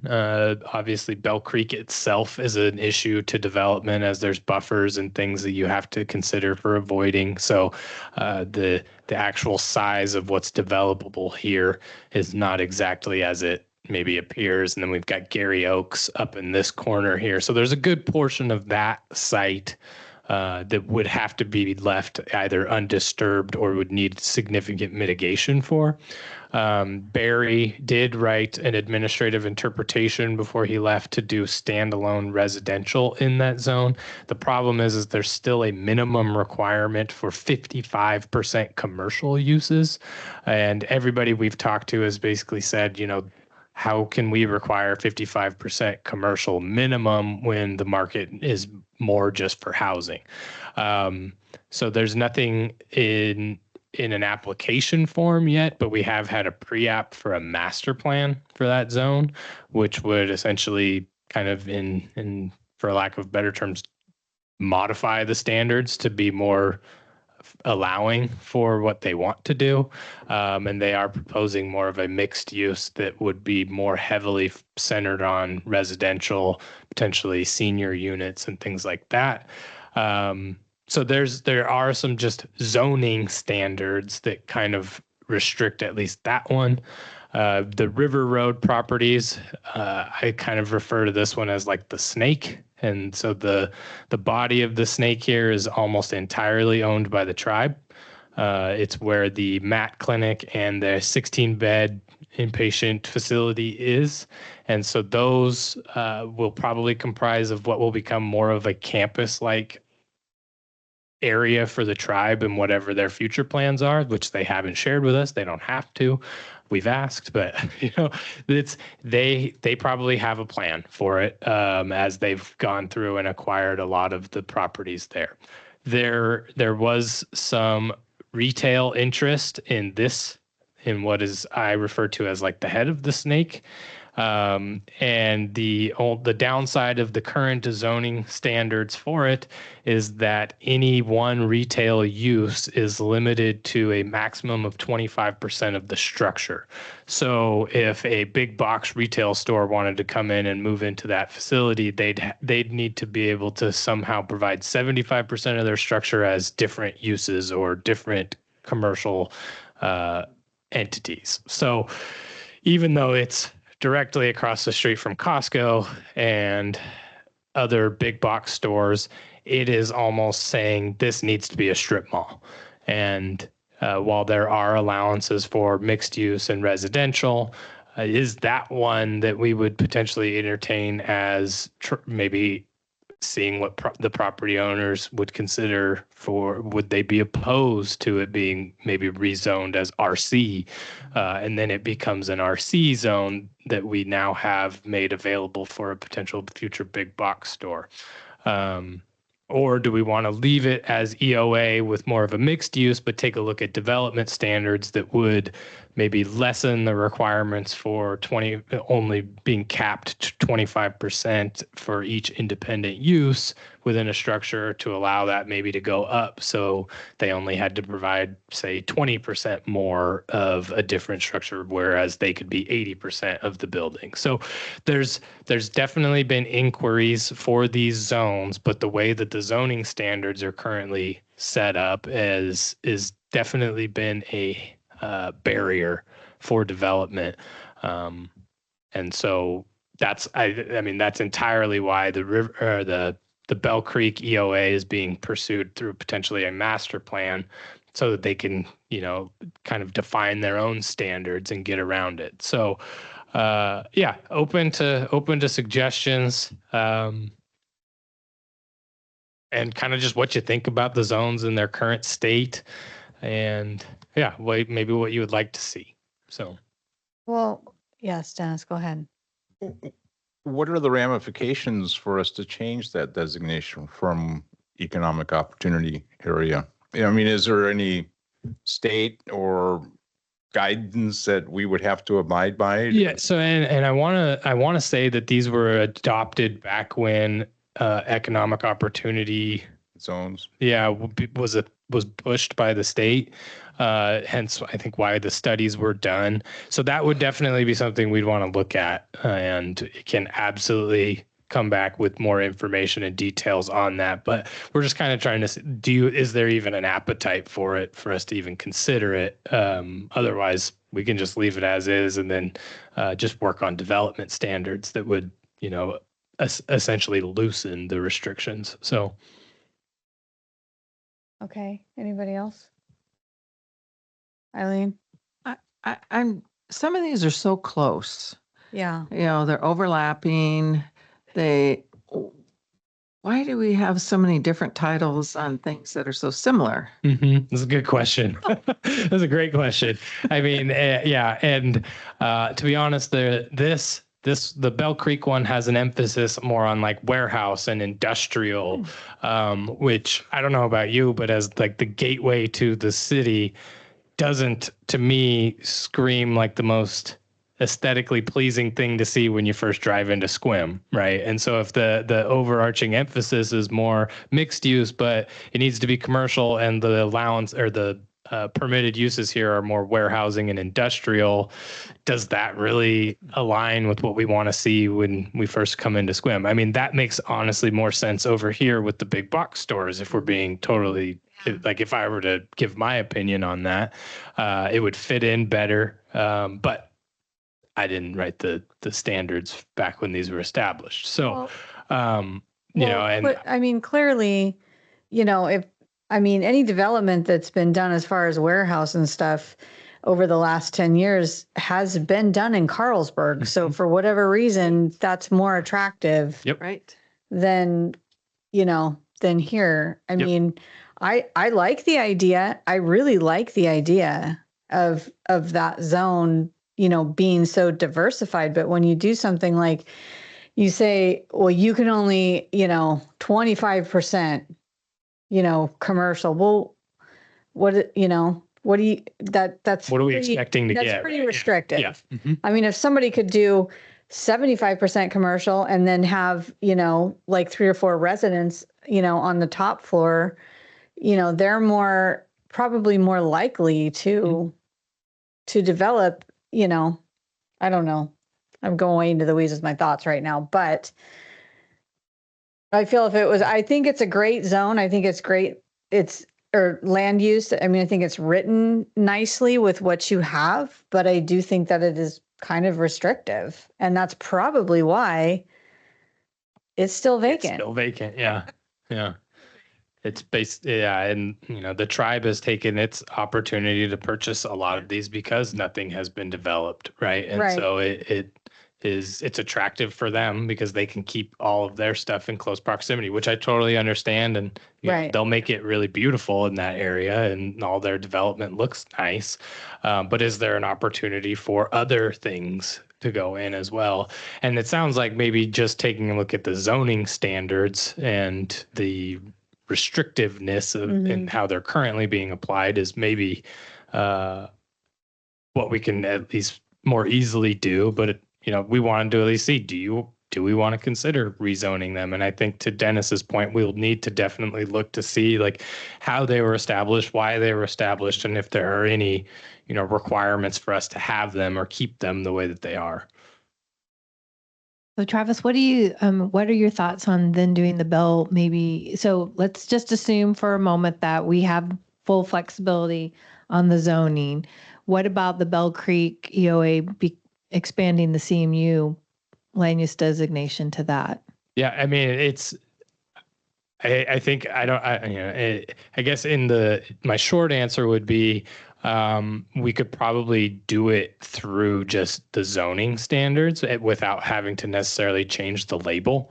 And we could even allow potentially more uses in it if we wanted to consider that. But I think we would need to really take a refined look at what we want there. I mean, if industrial warehouse is not at all anything you want to consider there, then maybe CMU is more appropriate, and just having community retail and those things. But if we want it is one of the largest vacant properties left in Squim. So do we want to confine it to more of a community retail type use for commercial, or do we want to at least leave the opportunity for maybe the DD that's accessed through Center Parkway, and that to still have the ability to have more commercial uses essentially than what the current CMU allows. And we could also add more uses to the CMU too. Right. Okay, so you've met a couple times with with a representative for the property owner for Bell Creek. What is it that they want to do there through the master plan? So it is, and I'm recalling just off memory, it's about 300 units, whether mixed or attached, detached, kind of intermittently. There's about 100 or so senior units proposed, and then I want to say about 50,000 square feet of commercial space. So it's definitely a mixed use development. It would extend the I believe it's Hammond or Hemlock, whichever one goes through there. It would kind of meander through the property and then eventually connect back with Brown. So we would get, our east-west connection that way. That would really potentially even open up those downtown district properties or the remainder of that EOA for future development. So or encourage the folks that are in what is currently the Palmco Business Park, which is this like triangular area right here in the CMU that is relatively vacant still. Maybe that becomes a more enticing piece of property to get developed after that east-west connection opens it up and there's a more direct access to the interchange. So like getting the master plan would certainly, go ahead. Well, I was just thinking, and sorry, Larry, I don't mean to, but I mean, they're getting a master plan because they don't like the zone, standards. yeah. So we can think about rezoning it to to CMU where then they wouldn't need a master plan. That was Right. my only thought. I'm sorry. Okay, I think Karen had something she wanted to say. She's been waiting. I was just going to say what you've just said. I think both ways, expanding it, but also taking and refining what you have seen are some of the flaws with the EOA. If it's limiting what can be developed in there, and you can broaden it a little more and accommodate some of the uses that we can't get with some of the other zones, that would be the purpose for maintaining the zone. Otherwise, just obliterate the zone if it's a hindrance to development and utilize your RCs and your CMUs. But it just sounds like we're stopping a good idea. Mm-hmm. We want the house. I mean, there's been a lot of apartments. There's been a lot of proposals, historic proposals I've seen for that EOA zone, from Fred Meyer to potentially Western to, different ones. And this is maybe even predating when it was EOA, but that property has seen its fair share of development ideas that just haven't. I'm sure Dennis probably saw some in his time. So like there have been proposals that just for whatever reason have not come to fruition. So Larry, did you have something to say? So time is of the essence what we're doing. My vague recollection, the opportunity zones were set up for a specific purpose, and property owners really wanted it because it provided tax advantages to them. So if you start running into like, it's going to be, how we talked about the egg thing, you may want to shelve this for later. The reason why the tribe took advantage of it is because they're well versed in it. And it may be one of those things where we don't have enough time to get the plan done. So it might be one of the things you back burner. Right. And so I do the research, but I wouldn't spend a lot of time if you find out the property owner wants to keep it right opportunity zone. Right. And that's where, maybe taking just a closer refined look at the standards and maybe some of the allowed uses as opposed to trying to do a complete zoning overhaul, maybe for timing makes more sense. So. And just as a point of clarification, we are going to add the 2 letters in front of these. So they may stay EOA on the future land use map, but on the zoning map, we want to add BC EOA and RR EOA because they have different, uses and standards.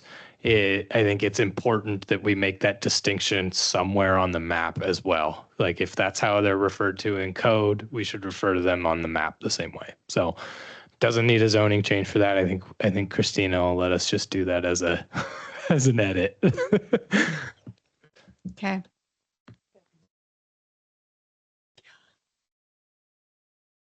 More letters. Yeah. It is more letters, but yeah. Okay, so if nothing else, we could move to the next one, which is our highway commercial zone. So it is not a predominant zone per se, but it is certainly one that comes with its fair share of maybe barriers or issues. The first thing, just quickly, that I want to point out is what we talked about internally is this portion right here on the map, which is on the south side of the highway. It's 4 lots. 3 of them have historic residential properties on it. Those property owners, I can guarantee, would welcome the opportunity for that to go back to residential zoning because they are unable to essentially do anything to their property, and I don't think they have any desire to change it. And then there is a vacant piece of property in there that is currently split by I believe it's City of Squim dedicated right of way, but it's like an S that splits the lot essentially in two. And it's been for sale for years. And there was a time when it got listed, and we probably talked to 20 or 30 people in a month, and not a single person could come up with a good use for it because of what it's currently zoned, because residential is not allowed. And that's really the only thing that anybody could make work there. Now, I have to assume it was changed to highway commercial because there was an opportunity potentially for redevelopment in the future. It's just we haven't seen it. There hasn't really been a desire for it. Most of the properties there would actually want to do more to their residential uses. So is this, just before we get into the rest of it, is that one that we would consider letting go back to residential? Or is that something we do want to keep as HC for the, prospective future? Yeah, I say go back. I mean, that's a weird spot, I mean, that's a weird spot to stop, Yeah. Okay. for any kind of commercial use. I mean, that particular spot, if that Right. makes And sense. so like the access road to this development here goes through it. So this is a residential subdivision in there. And so it's really all entirely residential other than those 4 lots. And like I've stated, 3 of them have homes on them already. So short of them getting knocked down and redeveloped, it's going to stay residential. And so if we moved it back, I don't think we'd get much opposition. And I'm sure the person who owns the lot that they can't seem to sell would probably welcome it too. So not to speak for them because I haven't talked to them, but I can imagine. Yeah, we will. Okay, so the point of this zone really, if you look at this little corner right here, I lost there it is, where you've got the hotel, I believe it's the Quality Inn, you've got Applebee's, you've got Taco Time. That's what we expect in that kind of zone, and potentially like a gas station and convenience store too. That is how the code and the zone is currently set up today. There's another property owner that would again probably welcome a zoning change. It's the Big Blue Shed. They've had a heck of a time retaining tenants there because of the restrictiveness of the zone. So I don't know if we don't want to do away with the zone because I think it has a lot of merit and good qualities to it, but there may be the ability to allow for more uses in it that would allow those properties to fill up. I mean, D&K Rentals was a non-conforming use in the zone at the time. It's now gone and that property's vacant, but we haven't seen a lot of action on it. So is it the zone that's restricting? That'd be a good conversation to have with the property owner. So that's just, do we like the purpose of the highway commercial zone? Are there additional uses we'd like to see? I don't think we want to propose getting rid of it, but due to at least some of the complaints, or not necessarily complaints, but hardships that it's caused for some of these property owners, do we want to at least entertain maybe looking at additional uses for the zone? Yeah. I mean, I've spoken to a couple people who have wanted to, put their business in there and they couldn't. And to me, it seemed like, it was like, really? Because Yeah. that's something that, yeah. So more. Yeah, it's a great location, right? Like being right there. And that is it one that, the properties aren't huge, but are they property? If we did consider rezoning them, would we consider moving them to RC? Those were conversations we had, and we're like, we kind of like like I said, this corner that has the hotel, the restaurant, and the drive-through business there, that kind of is meeting the intent of what we would like to see there. And so doing away with it maybe isn't exactly what we want to do, but like I said, maybe upping some of the uses that are allowed would be appropriate. So Yeah, I agree with that. Does anybody? cool. Keeping and adding uses, yeah. And then Emily, will you just pan out just so that we can, there is one other portion that I think as we already hit on earlier, it's the Black Bear Diner and the other hotel that's down here. And so they're in that zone as well. So again, good uses for the zone. That's, that's what we want to see. So no real reason to go changing a good thing. However, we could expand that one as we talked about. So do we want to encourage expanding the highway commercial in that area, or do we want it to just be CMU? Those are conversations that we can continue to have. All right, so I don't think there's not a lot left on highway commercial. We'll move to the next one, which should be pretty quick, unless Carla. Yeah, I just wanted to do a check-in with the Planning Commission. We are at 7:30. How are you feeling? We can probably finish the list tonight, but we can also roll it over to the next meeting. So it's at your pleasure.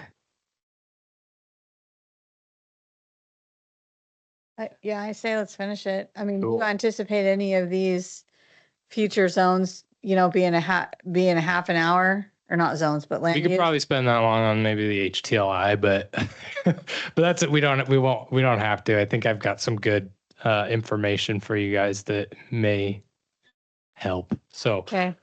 heavy commercial will be quick. I think it's fine. It's pretty much entirely built out the way that it is with warehouse and heavy commercial uses. I don't believe there's any vacant properties in there. That's where we see like the city shop. I believe there may be a substation. There's either a gas company that's in there. So like all the uses fit, utilized properly. So I don't think, again, it's one of those ones, don't need to go changing a good thing. And don't need to go making those things non-conforming when we don't have to. And there's maybe a desire for like this property here to become highway or heavy commercial warehousing instead of highway commercial. But that's about it. And I haven't had that conversation in like 3 years. So it was a while ago. That's down by Red Dog and stuff, right? So that it's on the other side of the but yeah, the general location of it is definitely right there by Red Dog. So where the city shop is. Okay. Yeah. You are correct. Okay. So unless anybody has some major concerns over it, I think we can skip to HTLI. Sorry, I do have a question. So part of the heavy commercial warehouse was the city shop. So at the end of it, we are proposing that those types of uses become a public facility Thank you. use. And Yeah. so would that take away enough inventory, like acreage of it, to make that zone kind of a one-off, or is there still enough parcels that would merit having its own zone? That's a good question, because I think the city shop property takes up a good portion of it. However, there are some active uses that are historic or pre-existing there that it wouldn't. I can't imagine that they would be redeveloped anytime soon because they are like I said, one of them's like a provider of gas. I can't remember exactly what company it is. One of them's more of like a industrial. They've got a bunch of like dirt and fill material that's on there on the south side of the highway. So those seem like ones that maybe if when we open the docketing session potentially for property owners to come forward and say, hey, this would be one that maybe I would like to rezone. I'm done using it as this. Let's talk about what can I do in the future. Until that happens and until there seems to be more of a desire or appetite for it, I don't know how much time we need to spend on it now. But that is, I mean, I think that's appropriate. And I think through the LCA, we may be able to identify what, if once it goes to PF for public facilities, what's left as heavy commercial warehouse. So, okay. Does anybody have any follow up on that? No. Okay. All right. So the HTLI. This is probably the zone we get the most comments on, feedback from. There were property owners that went to all of the various sessions that SCJ put on. I've encouraged them to send emails. I invited them to come today, but they were all either busy or preoccupied, but I did at least let them know that I would echo their sentiments that they are interested in potentially rezoning. And one of them was one of the last docketed items from the last go round. They were looking at potentially doing kind of like a split zoning, and it's this property here that's just south of this development. There's like a topographic change that essentially splits the property in two, if you will. Thank you. So it's like up here somewhere. And so they were looking at basically converting this back half to be residential like this, and then having the portion of the lot that fronted on Washington converted or left as HTLI. So if HTLI is a zone we want to keep, that's fine, but they are looking to develop the other half of it as residential. So there's interest certainly in potentially rezoning. We've gotten interest from this property owner that it's just basically kind of in tandem for what the future uses could be. This property up here basically just has a house on it, and that's it. And do we really want a high-tech light industrial zone right here next to, the road to our park, and right here is a daycare, right? So there are existing uses in the area that don't necessarily align with high-tech light industrial. And we have heard from certain property owners that they would welcome an opportunity to change it. Now, there is one here in this little L shape that is currently utilizing the zone and has a business that would fit in that. So, there may be one that wants to keep it, but I don't necessarily know if we have to maybe get rid of all of the uses, but there may be a better utilization of those properties. And since its inception, I don't know if I could, since in my 5+ years being here, nobody's developed in the HTLI zone. So I just have to wonder if it's truly serving the city and the city of Sequim any good in that zone. Now, if we looked at changing it, are we losing that opportunity for those types of businesses to ever come in? That's just something to consider. But I think based on the feedback we've gotten, I think that there's potential for welcoming a change. So I would just turn that over to you and see, what do you guys think? I mean, you live here as well, so. Well, you talked about losing the opportunity for, high-tech light industrial, but, there really isn't a lot of people that are interested in that. And so we're losing opportunity in a lot of other areas. I would agree. Eileen? I agree too. I could be out, some kind of mixed commercial or something rather than, I've read the definition, I think 3 times, and I'm still not sure what it is. So. Well, and that, that side of town down there, could use, an influx of something. Right. I mean, that's like I said, like the next time you're passing Brown going east on Washington, just look at it and try to look as far down as you can, because it's a straight shot and it's pretty much undeveloped on both sides until you get to like the Black Bear Diner and everything. So there is opportunity for development. It's just what kind do we want it to be? Yes, Dennis. I totally agree as well. In fact, it looks like we have an opportunity to kind of merge the CMU and the highway commercial into that area and get rid of the HTLI. Okay. I mean, And I guess just so that we're not going to get rid of the HTLI probably in its entirety, because this portion out here, which is PNNL Labs, it's in UGA currently. That is probably the best type of use for that kind of a zone. So like that one, we could probably leave totally unchanged, because that is all, I guess, I think it's state owned land in that sense. So I don't think most of it. Yeah.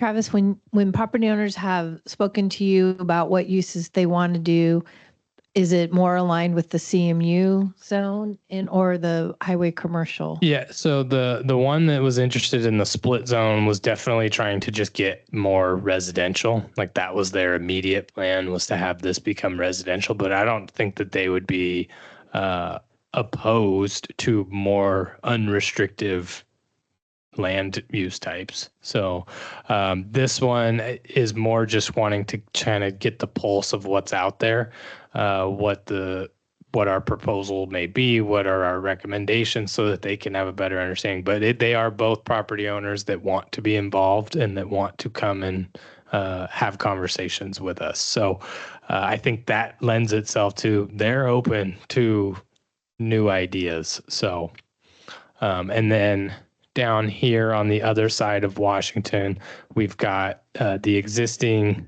I think they're the Elk Creek apartments. And then there's some historic, I believe there's a historic farm that's there that is currently zoned HTLI. I think that's one of the last lots in the city that has cows. So just kind of keeping that in mind, like if we do allow for it to change, you may not see as many cows. So. Yeah. Well, until the park goes in. So do you recommend that we reach out to the property owners and maybe set up a meeting to talk to them about Yes. their hopes and dreams? Yeah, and like I said, because they've indicated to us that they're open, we have their contact info, and that's why I reached out to them today to let them know, like, hey, we're having this at least very initial high level conversation about potential zoning changes. So if you want to be there, this would be a good opportunity. But that I would do what I'm doing now and at least share that they've reached out and that there appears to be an appetite for change. So. Okay. And it'd be good to hear exactly what they would want to do to Carla's point. What is it, if they could change it to anything, what would they want it to be? And there may be pictures of Post-it notes and stuff from the SEJ workshops that we could look back on, but that they may have detailed that. So we'll dig through the data we got. Okay. I think we're all on the same page though with that. Okay. Oh, the next one up is your favorite, Elaine. All right. Yeah. So the next one is the Lifestyle District, previously known as the Senior Lifestyle District. But for equity's sake, I think we changed it to just the Lifestyle District. I wrote in my notes, and I don't mean this in the truest sense, but it is kind of the anything goes zone, as in like you could do single family, you could do multifamily, you can do retail, you can do restaurants, you could do professional services, basically like your bank, your accountant, your chiropractor, your dentist, almost anything except like a big box store and like warehousing and industrial stuff. So it's a zone we've seen a lot more activity on for multifamily housing in recent years, which I think is awesome. Especially considering its proximity to schools and the fact that it's not just housing for 55 and up. It is and it's not they're not 55 and up communities. They're not nursing homes, which there are a lot of in there already. So it is more of a shift towards just providing multifamily housing. And there are a lot of existing commercial buildings in there that stay pretty full from what I can tell. So I don't have a huge desire to change anything about the zone other than maybe some of the zoning standards. So like things that we've run into are, and I think I talked about it at our last meeting, the inability to do fee simple lot ownership on attached housing. It's like if we're going to allow an apartment building to go in, we should allow a fourplex unit to go in where the lots can be owned independently. Like what's the difference other than ownership if it's outright allowed as a use, right? So there are things that we can change just in the back end that would maybe make the zone even more attractive for future development. But I think in its application, it's not working. It seems to be doing what it was intended to do, and it's a zone that I wouldn't be opposed to seeing actually expand, because I think it is a more mixed use and kind of it's a lifestyle zone, right? So you can live and work and do the things that you need other than potentially go to the grocery store, because I think that would be one of the uses that wouldn't necessarily be allowed, like for a Safeway, right? But maybe there's an opportunity for a convenience store, things like that. So I kind of like the zone. So I've been waiting all night to hear Eileen's thoughts on it. So, but because I think it has changed from when it was initially established to what it is today and what we're seeing proposed and developed in it today versus maybe what was once set up. So. Okay, well, Eileen, let's give you the floor. Thanks for this opportunity. Yeah. I live in the lifestyle zone, and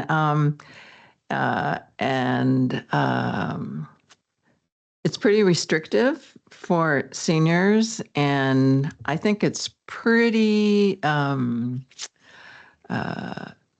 I think it would be better the way you described it compared to what it says here. It says it's senior, senior, senior, and I think I think there's plenty of senior places in our community already. I mean, we had Lavender Meadows that started out as affordable housing, and then they changed it to 55 and older. And they're not selling very many. Yeah, and just to kind of echo that, I mean, and not to say that it's maybe been the main reason, but there are requirements that are in zoning or that are in development standards today that are like the requirement of providing playgrounds and things like that. If you are a 55 and up community, you don't have to provide playgrounds. Go figure. But that is something that maybe from a developer, they're like, well, we can fill those units either way, whether it's 55 or not. But if we don't have to build a playground, then our decision's been made for us, right? So those are things that we're identifying as like, why make it different for certain types of housing and not the other? So there are things that I think were put in code to maybe steer towards senior housing in the past. And so those are things we could look at removing. Absolutely. Well, and I think the momentum in our community is also the need for people under 55 to be able to afford housing. And the cheapest housing available now is, modular homes or trailer, and they're all designated 55 and older. So that's not helping us have housing for people who we want and appreciate in our community that are younger than us. And so I guess the designation of the senior area why don't we just say multi-family housing? Sure. They did a good job dropping the S off the title, but forgot to remove it from the zone. And why separate us? Yeah. Why make us different in there? And I just had some friends move here, and we're at a gathering, and they said, well, there's just so many seniors here. And I said, wait a minute. Did you go to the Irrigation Festival Family Day and see how many kids were there? And we've got schools full. We've had that designation just for years and years, but I I think it does a disservice to continue that. And the more inclusive we can be, I think the better. Cool. So a scrubbing of the zone's intent is certainly an easy one to do. But if there are any use changes or anything that you would suggest, we'd be open to hearing that No. as well. Well, Yeah, we're like- changing the name. I Yeah. like it. I mean, I think Eileen's right. Like, let's just get rid of the, senior designation. I mean, there's a lot of businesses and friends in the trail that I frequent in Yep. that. The in that ODT zone. goes right through it. Yeah. Yeah. Mhm. Yeah. And we do the have city's senior- future park's going to be there. And so, and we've Yeah. got senior housing over thanks for reminding me, but there's the Vintage, there's a place over there that are, like spot places for Sherwood, senior housing yeah. around. And we did work on, manufactured home, parks. Right. And a lot of those are designated 55 and older, Right, right. And the new park that's on Hendrickson, and the name is Family. oh, do you know? It doesn't matter. Yeah, I but- can't remember. The Ruth McCord. Yeah. There you go. It's going to be a beautiful place. Yep. But you're going to have wheelchair access and all kinds of stuff because there's not very many young families close by. So if that's going to be a great facility for our community, I think we need to think about incorporating all of us, Yeah. generations. Yeah, and I'll just in its current state, the uses are not restricted to seniors. I'll just say that, but it's historic build out, and what is there is certainly to accommodate to seniors. So yeah, I think we can very easily scrub the intent to not have the call out to the many stages of senior life. And we could just drop that and say the many stages of life. No, I mean, but, we can figure out a way to make it feel more inclusive, and even try to promote it as being a more inclusive zone. But yeah. Great. Thank you. Like you said, just through many stages of senior life, because living in place, a healthcare facility, it doesn't have to be a senior to be a healthcare living in place. So, Right. That'd be an easy scrub. Yep. Yeah. And I think it probably should have been done when they dropped the S from the SLD and just changed it to LD, but they didn't. So Travis, to kind of earlier conversation about the school, do you think the lifestyle district should be expanded then in the LDR area that's just south Right here. of the school? Yeah. I don't think it probably wouldn't be appropriate for CMU. If we didn't want it to have commercial, if we wanted it to just be residential, this is potentially one of those areas we could look at as maybe being like the more medium density residential. Okay. But otherwise, I think if we were just trying to pick one of the zones in its current state or that currently exists, the LD or even the downtown mixed use potentially either one of those could expand to absorb that area. Okay. And is there any interest, do you think, from the planning commissioners to change the name? The lifestyle? Does that still seem to fit? Or I can't That's tell not you what PTSD, the option yeah. would be. We could go back and research it. If you feel like it's fine, but it is a unique district name. I will tell you that. Because it could very easily just be a mixed use or, lifestyle mixed use. Lifestyle mixed use, may or may not be a CMU. I mean, we could look at Yeah. how the uses overlap between CMU, but, is that a name that is, yeah. have Is it an affectionate name in Squim that if we changed it, it would be a big deal? Or is it something that you think we should look at? Or is it ambivalent? I think it's fine. Okay. I'm the only one irritated. Just change the content. That's fine with me. Okay. All right. Cool. So we will move to our next one, which is, I think, our smallest zone as far as land capacity is concerned, which is up here next to our roundabout, off of, I believe, Port Williams. We've got our neighborhood business zone. It is adjacent. It's what contains Hardee's Market. It contains the Rock Plaza Strip Mall and what was formerly a landscaping business that is now, I believe, reverted back to just somebody lives in the house. So its intent is, as you can see, to allow retail sales and services needed by neighborhood residents, so that you could essentially maybe walk to it, get what you need, and walk back home. The Rock Plaza development has certainly faced its challenges in filling up tenants. And so there are some uses there that on their face may not be exactly neighborhood businessy, but they were allowed for, they're there. And I guess, what is there any desire to, modify this, change this? It is kind of a convenience store type zone. One of the conversations we had was, should the retail uses be more aligned with maybe the highway commercial type uses because of Old Olympic Highway that goes through there, and it being kind of the entrance for those that live to the north out like in Sunland, in that area. There's a lot of residential homes and folks that use this as their access to Sequim.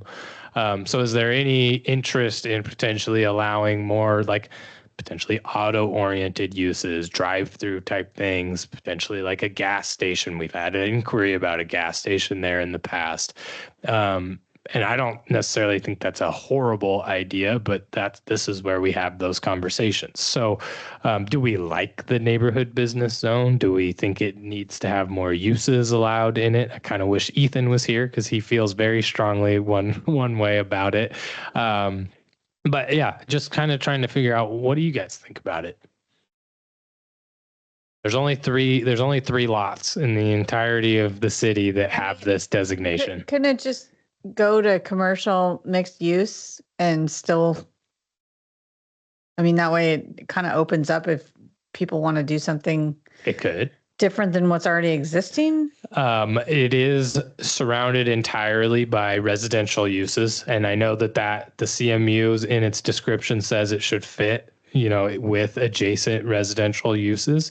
So I don't know that that's entirely off base. So I would anticipate, just knowing some of the developments in the area and the pushback we got on just the Lavender Meadows development going in there, that there's a good chance that any increase or intensification of the commercial uses there, we may get some pushback from some of the residents as well. So I can't guarantee that. It's just my own assumption, and whether we care or not, like this is where we have that opportunity to have the conversation. So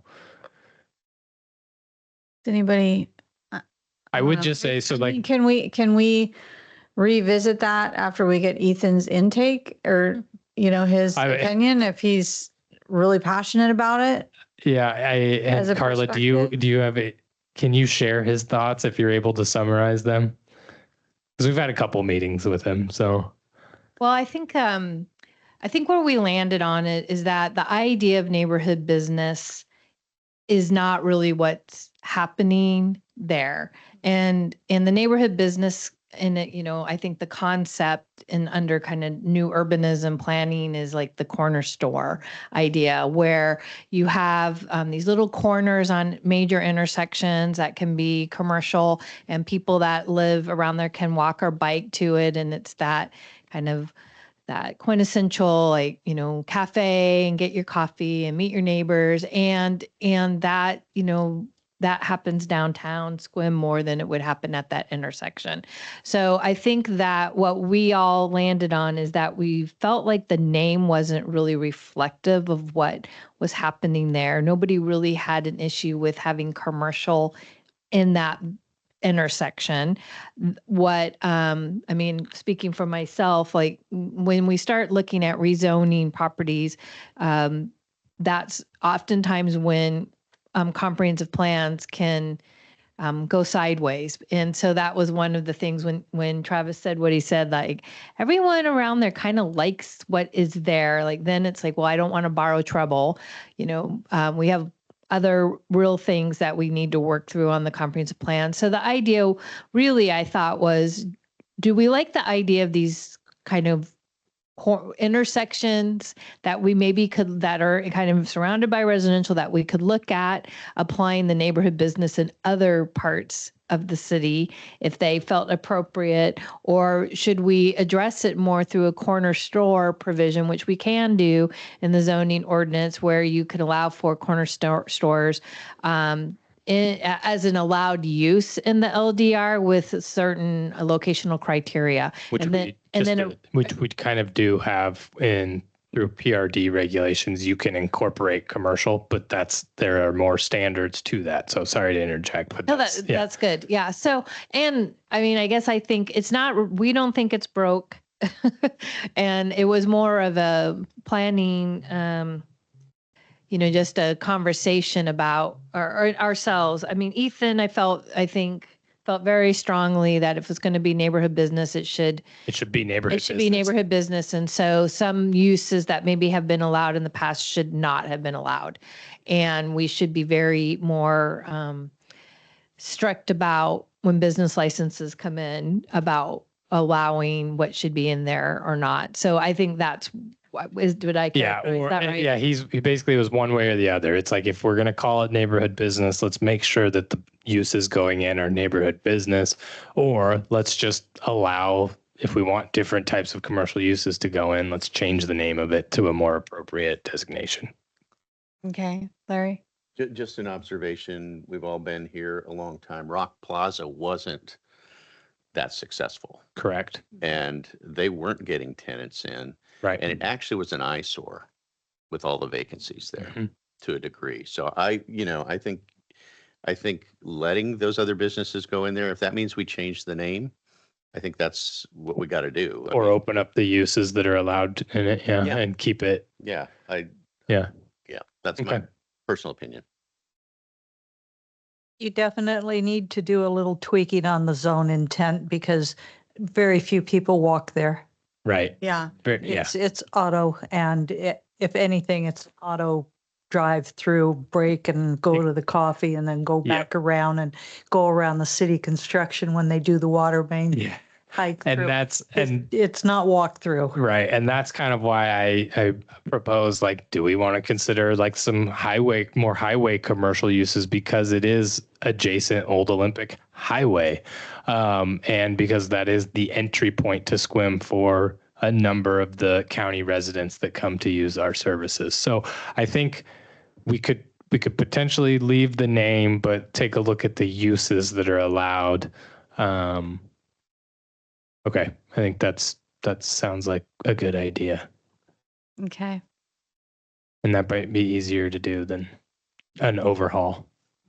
And I guess just to expand, so the PRD, planned residential development, which you can do as an alternative to the subdivision, it's still a subdivision, but it gives you the opportunity to incorporate commercial uses into your otherwise residential subdivision. So we do have development standards for allowing that if people so desire. Nobody's really taken advantage of it other than, I think, the original Cedar Ridge development, which I don't believe was a PRD in the extent that our code talks about today. It was a PUD. So anyway, all right. If nothing else on NB, we can go to our last, I guess, zone and land use designation that align on the maps, and then the rest of them are all specific to the land use. So the planned resort community, which is down by the marina, I'm sure everybody has heard there's a small developer that wants to propose a plan in there, and they have indicated that it could be any day. We don't know when, but they have done their due diligence and are essentially just getting their final tweaks and things ready, and that, at least that's what we've been told. So the zone in its truest sense is for planned resort communities. However, the underlying zoning and zoning standards is R48. So if anybody were to try to build in it as of today, they would be restricted to R48 standards until the time that a master plan overlay is proposed and then effectively changes everything that goes with it. So I don't know if there's much you guys want to talk about for this one, because it's probably one that will be decided through a master plan more so than changes to the comp plan and zoning standards. Okay, anybody want to weigh in on this one?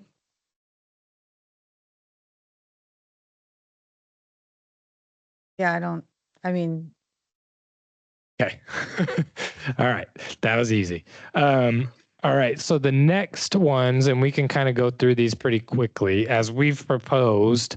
I think we've proposed that open spaces, which are just these ones, just that are pretty nearby to the park. They're either owned by Department of Transportation or Fish and Wildlife. So we would just propose that they stay open space on the future land use map. There's no need to move them into any other designation. So I think we're good keeping them like that. Parks, so these ones that are either P, and I'll just go ahead and lump NP in with them, that are designated for the park areas, in addition to, well, Carla, correct me, are we wanting to change, do we want to have a PF on our land use map as well as zoning map? Yeah. Oh, yes. Okay. Yeah. So what we talked about is taking anything that is currently a public facility as designated in code and putting and redesignating it as PF. So schools, parks, the library, anything that is already built out as a public facility would get redesignated as PF. And that would be on not only the future land use map, but also on our zoning map. And the reason for that is it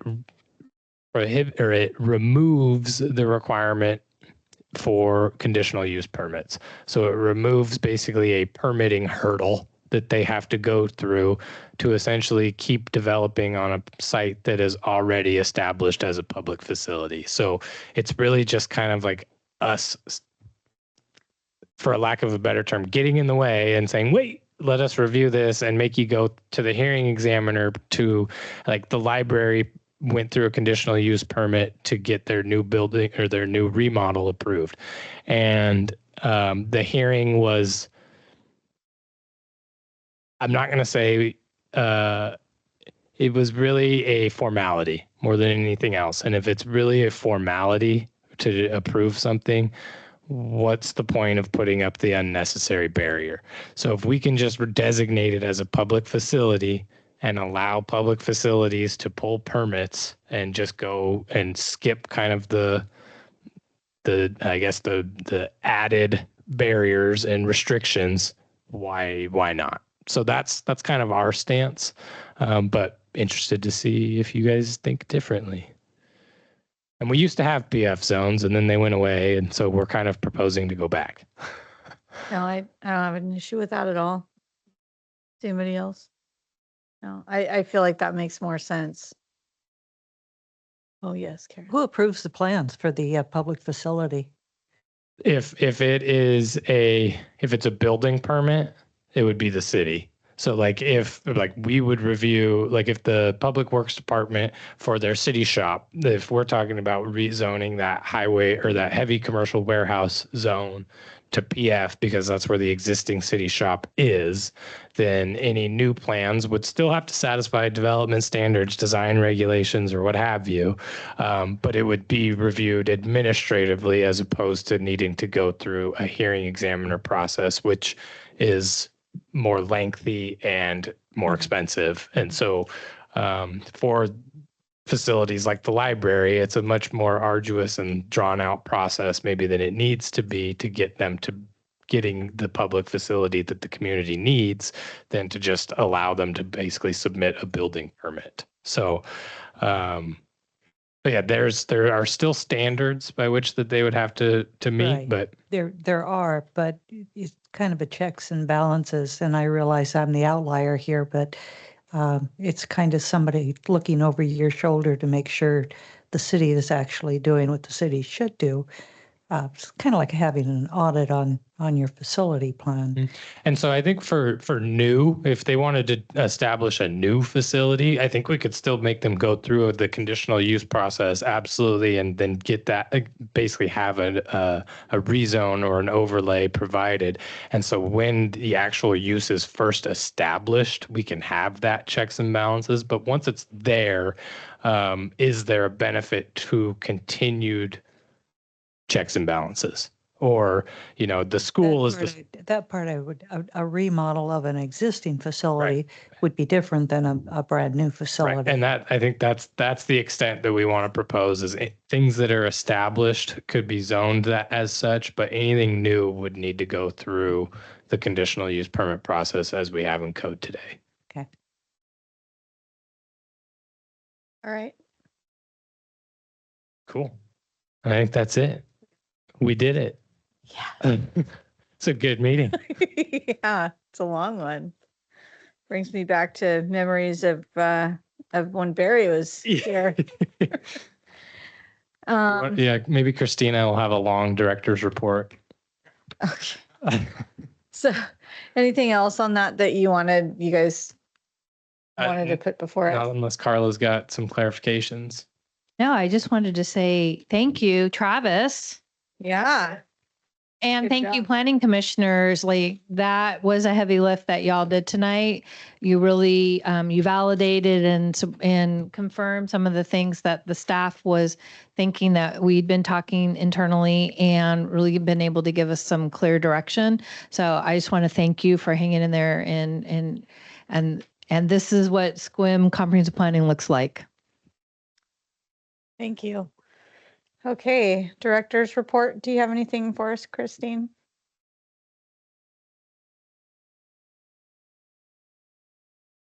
It's actually going to be quite lengthy, so please buckle up. Okay. No, I'm kidding. I'm kidding. Seriously, thank you so much again. Just echoing what Carla said, really tremendous work tonight. So thank you for that. In terms of other information, Habitat for Humanity is going to the hearing examiner May 22nd. And so that, I believe, is 48 units on that project. So that is expected to be moving forward. One of the things that we did not talk about here, but as I want to give you guys a heads up that you will see this in addition to the agenda that you saw regarding the comprehensive plan.